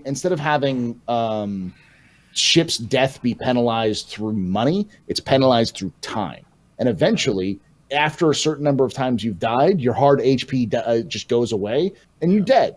and now you have to create a new character. Your new character gets all the stuff that your you also have to consider that you have decay, but you got to pay fees and taxes on that. So there's decay in this game too. So for the argument for people like, well, this guy has a huge fleet, he'll just rotate them. That's fine. He has a huge fleet. He has to pay to maintain that entire fleet. Yep. The whole time. Just staying in the hangar is going to degrade. You got to pay for parking. You got to pay for rent. When you place a hangar into the verse, you're paying rent. You only get one free hangar, which is your starting hangar, and that's it. And it'll have a limited number of things you can carry. Well, I thought it was all the hangars that you pay for real money with. Every hangar you bought, you get. But where when you place it into the game, there will be an expense at that location for having it there. So if you place a hangar on ArcCorp, you have to pay rent to keep it there. You can't just it's not just free. I think right? your first your first one's free. Your first one's free. Did they say that? Yes, your first one is free. But the thing is that like say you have a hangar in ArcCorp, then you have one hangar that can hold X number of ships, and if you have 30 ships, you're going to only be able to hold 4 of them in that area. Yeah. Right. So the way that they have the hangars is every time you buy a ship, you get a hangar, but that doesn't mean that they're all free wherever you want. I think that's like a skin. That's a skin. Is it a skin? Yeah. So here's the thing. Each ship comes with its own hangar, but each hangar is simply the starting hangar. So when the game starts, if you have the highest tier hangar, you can say, hey, I want to put this highest tier hangar wherever these highest tier hangars exist. And they exist in different locations. Like, for instance, the asteroid hangar can only exist in asteroid belts. Right. You have to choose. If you want to use your asteroid hangar, you have to pick a location with an asteroid belt. Yep. Once you've placed that down there, unless you've purchased another hangar separately from the store, not attached to your ships, that's your starting hangar, and that's all you get. Yeah. So, yep. But even then, you're still going to, like, if I buy a Constellation and I stick it in my hangar and I never use it, eventually all this it'll be like I left it in a garage. It'll rust out. All of the components will die. I'll have to completely replace all the component. Yeah. So, absolutely. So, a lot of that. All right. A few more questions. We'll get through these things real quick. Once game released, will big orgs need constant presence 24/7 to protect their bases, stations, etc.? Yes. Yes, they will. Or hire NPC guards and stuff like that on some planets. I think you can hire NPC guards or AI turrets and stuff of that nature. What will prevent Nub Squad to plan a 3:43 a.m. raid on the Super Trading Company org that is all sleeping? Nothing. Nothing. You can raid whenever you want. Yeah. I don't know what you're gonna do, but yeah, the scrub org that shows up with 4 Auroras to get this big trading company and manages to kill all the NPC guards and the AI turrets and the Australian company that they hired to watch over their stuff, will then have to take the 4 Auroras worth of cargo out, which is, again, if they accomplish all that and make a profit, bully on them. Good. I mean, great job. I mean, you've earned it for sure. You've earned it. A trade org is going to have to use some expenses, like paying for security guards, like or smaller tactics, like harvest the stuff out of your land, but transport to your org hangar in ArcCorp. Because you're not going to invade ArcCorp. Yeah, you're going to keep a lot of assets there. The only thing that's going to be exposed is what you choose as an org to expose. Really. So, let's see. Joe Scott Moore says, if not taking a shower affects how NPCs react to you, will truck stops have showers? Yes. My understanding is they will actually. All ships do not have toilets and showers. Yeah, there'll be truck stops in different areas. Will have like the community shower. Any place that has an easy hub or something like it will have a shower. Absolutely. You see those bathrooms that are in Port Olisar right now? Yeah. They don't open at the moment, but they will. And you will be able to go into them and supposedly have showers with those. And Port Olisar, I think the internals of Port Olisar may seem very similar, but when you go look outside, it will be a small truck stop. Isn't that what they said? Yeah, Port Olisar, they've actually going to gut the insides and the connectors and all of those connecting points. You'll be able to connect to all of the different pads from the internals. Right. It'll be its own. It'll be a big truck stop instead of being a small. Is it going to be a large one or a small one? Well, at least in lore, it's the main trading point for Crusader. So okay, so it's going to be a large one then. Yeah, and they did say that they are going to be increasing. So 3.1, we're going to see the big ship landing pads be about 4 times bigger than they are right now for the Reclaimer. Mm-hmm. And they've already said that they have to redo the interiors for the well, also not just for the Reclaimer, but also for the Hammerhead. They need to get bigger. So. They also said they need to redo the interiors because they have to. There's a ton of new shops they want to put in. We're just getting new landing pads in 3.1. That for Portal. Yes, no, we won't get. When we get the truck stops in game, which is 3.3, I believe. That's when All Star is going to get its facelift. I think they have to put some bigger landing pads in when they put the Reclaimer in. Yeah, that's what I just said. Yeah, okay. So that one's. But I mean, that's just like taking the big landing pads they already have now and moving them down and expanding them. That's all it is. Yeah. So they got to be twice as big. They said. I think that there will be showers. If you don't have it on your ship, there will be, like at Port Olisar, you see that girls and boys bathroom there. Those will eventually open. You could use those. Absolutely. Then just as he says, what is the benefit of NPCs if they're looking to have them not follow orders if mistreated? Everyone will just get computer blades and never obey orders. You can't, because only certain ships support so many blades. Yeah. Mm. So you can choose to do that with certain ships, specific ships actually. But it'll also restrict your other things. If you get a computer blade, you'll have like maybe three or four slots, and you may be able to pull something out that will. And it might require different power requirements, things of that nature. They're That'll much impact higher your power ship. requirements. Yeah, it'll impact your ship performance. That can be a choice. It's a trade-off, but also just don't mistreat your NPCs. I don't know. I mean, is it that hard? Does everybody have to be a slaver? Why does everybody got to be a slaver? Just play the game. I mean, I find it just like the game we're about to watch me play after the show's over. Kingdom Come Deliverance. Keep name dropping. We are. It's that good of a game. Though. It's so good, and I don't mind the fact that you actually have to think how you treat people. I mean, you could run around and stab everybody, but you're gonna be in deep shit real quick in that game, and you're not gonna be able to progress. And that's just single player game. I think people are just like they're so worried about having all the freedom to do whatever they want. At the same time, if reputation acts anything like it does in the Kingdom Come game, you're going to be in for a shock. You're not going to be able to just do whatever you want all the time. And it works the exact same way. If I stab somebody in the middle of the woods... Yeah, exactly. I want to do all that stuff. Then do it in the woods like you do in Kingdom Come Deliverance. Which, normally you should never say deliverance and woods in the same sentence, but this is a special occasion. No. There you go. All right, 2 more questions here. We got Mr. Squig Peg says, have beam weapons been confirmed? Have what, beam weapons? Yes, beam weapons. Yeah, beam weapons are going to happen. No ETA. No ETA. Yeah. They are going to be in the game, but yeah. And plasma weapons or plasma-based weapons as well. Something like that, yeah. Yeah. Just different from the energy weapons we have. So don't be scared because they'll be balanced. We don't know exactly how they work. I think that I would just balance them through power. About them before that the energy weapons we have now will be more powerful per hit. Beam weapons will have a much lighter hit to them, but they're more constant. So. And it also depends on how you manage your heat and your power. Because heat really doesn't matter, and the power and heat management sort of matters right now, but it's not fully implemented yet. Right. Final question from Junkyard says, any thoughts on some mining requirements for multiple ships to access materials? What was that? Any thoughts on some mining requiring multiple ships to access materials? So, like, you'd have to use multiple ships in order to mine something.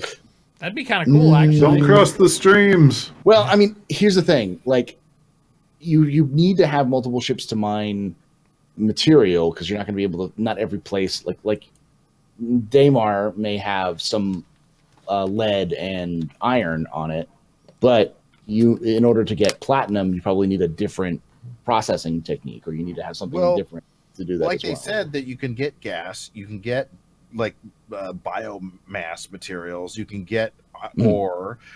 What if basically there's a collection of different types of materials, but you only have the processor for ore? So if you want to get your buddies to come in here and you want to get all of this stuff out of here as much fast as you can, you don't want to get the ore out, then fly back to a station, change out those the mining equipment, come all the way back. So yeah, I could see needing to have 3 or 4 prospectors, each doing their own thing. And the guys are pointing out in RTV, and I did forget about that. They said that in RTV, they mentioned there's actually going to be certain materials that require 2 ships to obtain it. Yeah, that's going to be really interesting, especially with blowback and everything else. Because if one of the guys fucks up, you're both dead. That'll be cool.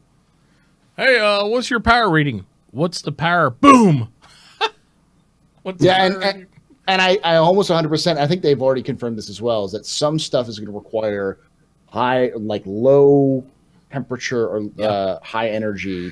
And some of this is going to require high temperature, high energy, just different And Dan alluded to that. He also said some of that, the refinement and procedure of that, as you get better at, that's how much slag you get or how pure the material is. If you stay in this range, you're going to get better pull than if you're all over the place like this. Then you're going to get like some crap you don't really want. It's not going to process clean. So it's gonna have some cool little gameplay in it. I don't know how annoying it'll be or how much fun it'll be, but it sounds fun to me. It sounds like, hey, a little challenge, kind of watch this where we're bullshitting and having fun. So.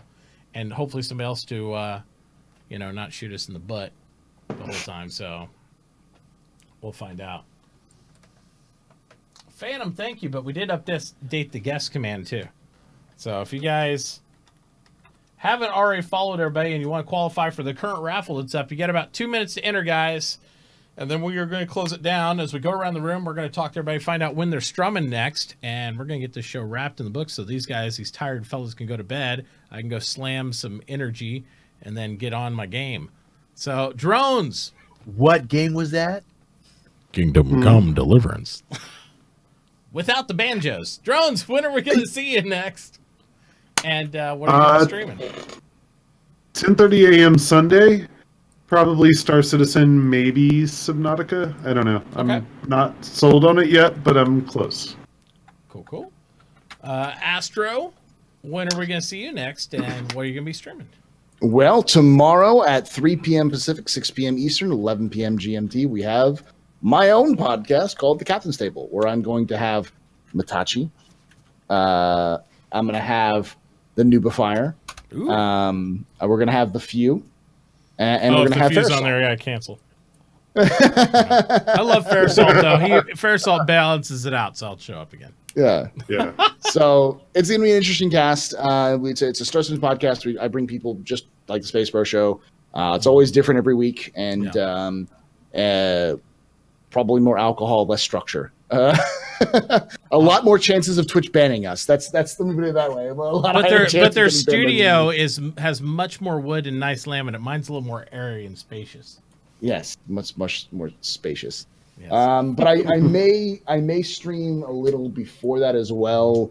Some Kingdom Come Deliverance by Warhorse Studios. Just because I missed on Thursday, so I might just start a little bit earlier. And I do want to say about Kingdom Come, I've said it a lot, but if you are a Star Citizen fan and you enjoy open world games, I don't care if it's buggy.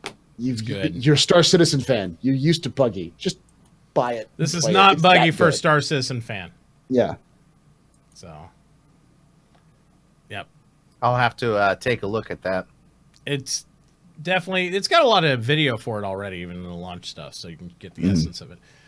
But yeah, definitely good stuff. Definitely good. Uber, when are we gonna find you next? Where are you streaming times? What are you gonna be doing? I'll be streaming tomorrow morning, my time, probably around 9 a.m. Cool. Until I fall asleep at my keyboard, and then because I'm old. And then on Sunday, probably about the same time. So cool. I'll be doing some Kingdom Come Deliverance. Oh, Or nice. Star Citizen. Star Either Citizen. one. There you go. So. Awesome. Awesome opossum. Yeah, definitely a fun game. Also, for those people who didn't know, this weekend, Sea of Thieves is also in another beta out there. So if we get some crew, we might venture out in the ocean and play a little bit, because I do enjoy that game. It is fun. And they've added people. When I checked it out, I did a little preview. You can choose your character now. You can choose your actual character. You can choose your ship. So it's got some new things. So we do want to run through that and show some people. So you might expect some of that when everybody gets bored to tears of watching my stream with everybody else's for the 5,000th streamer playing Kingdom Come Deliverance.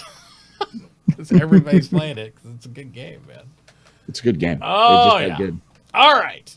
And with that, since you all have entered this amazing keyword raffle now, because we gave you plenty of time to. Oh, wait, I should have entered. Yeah.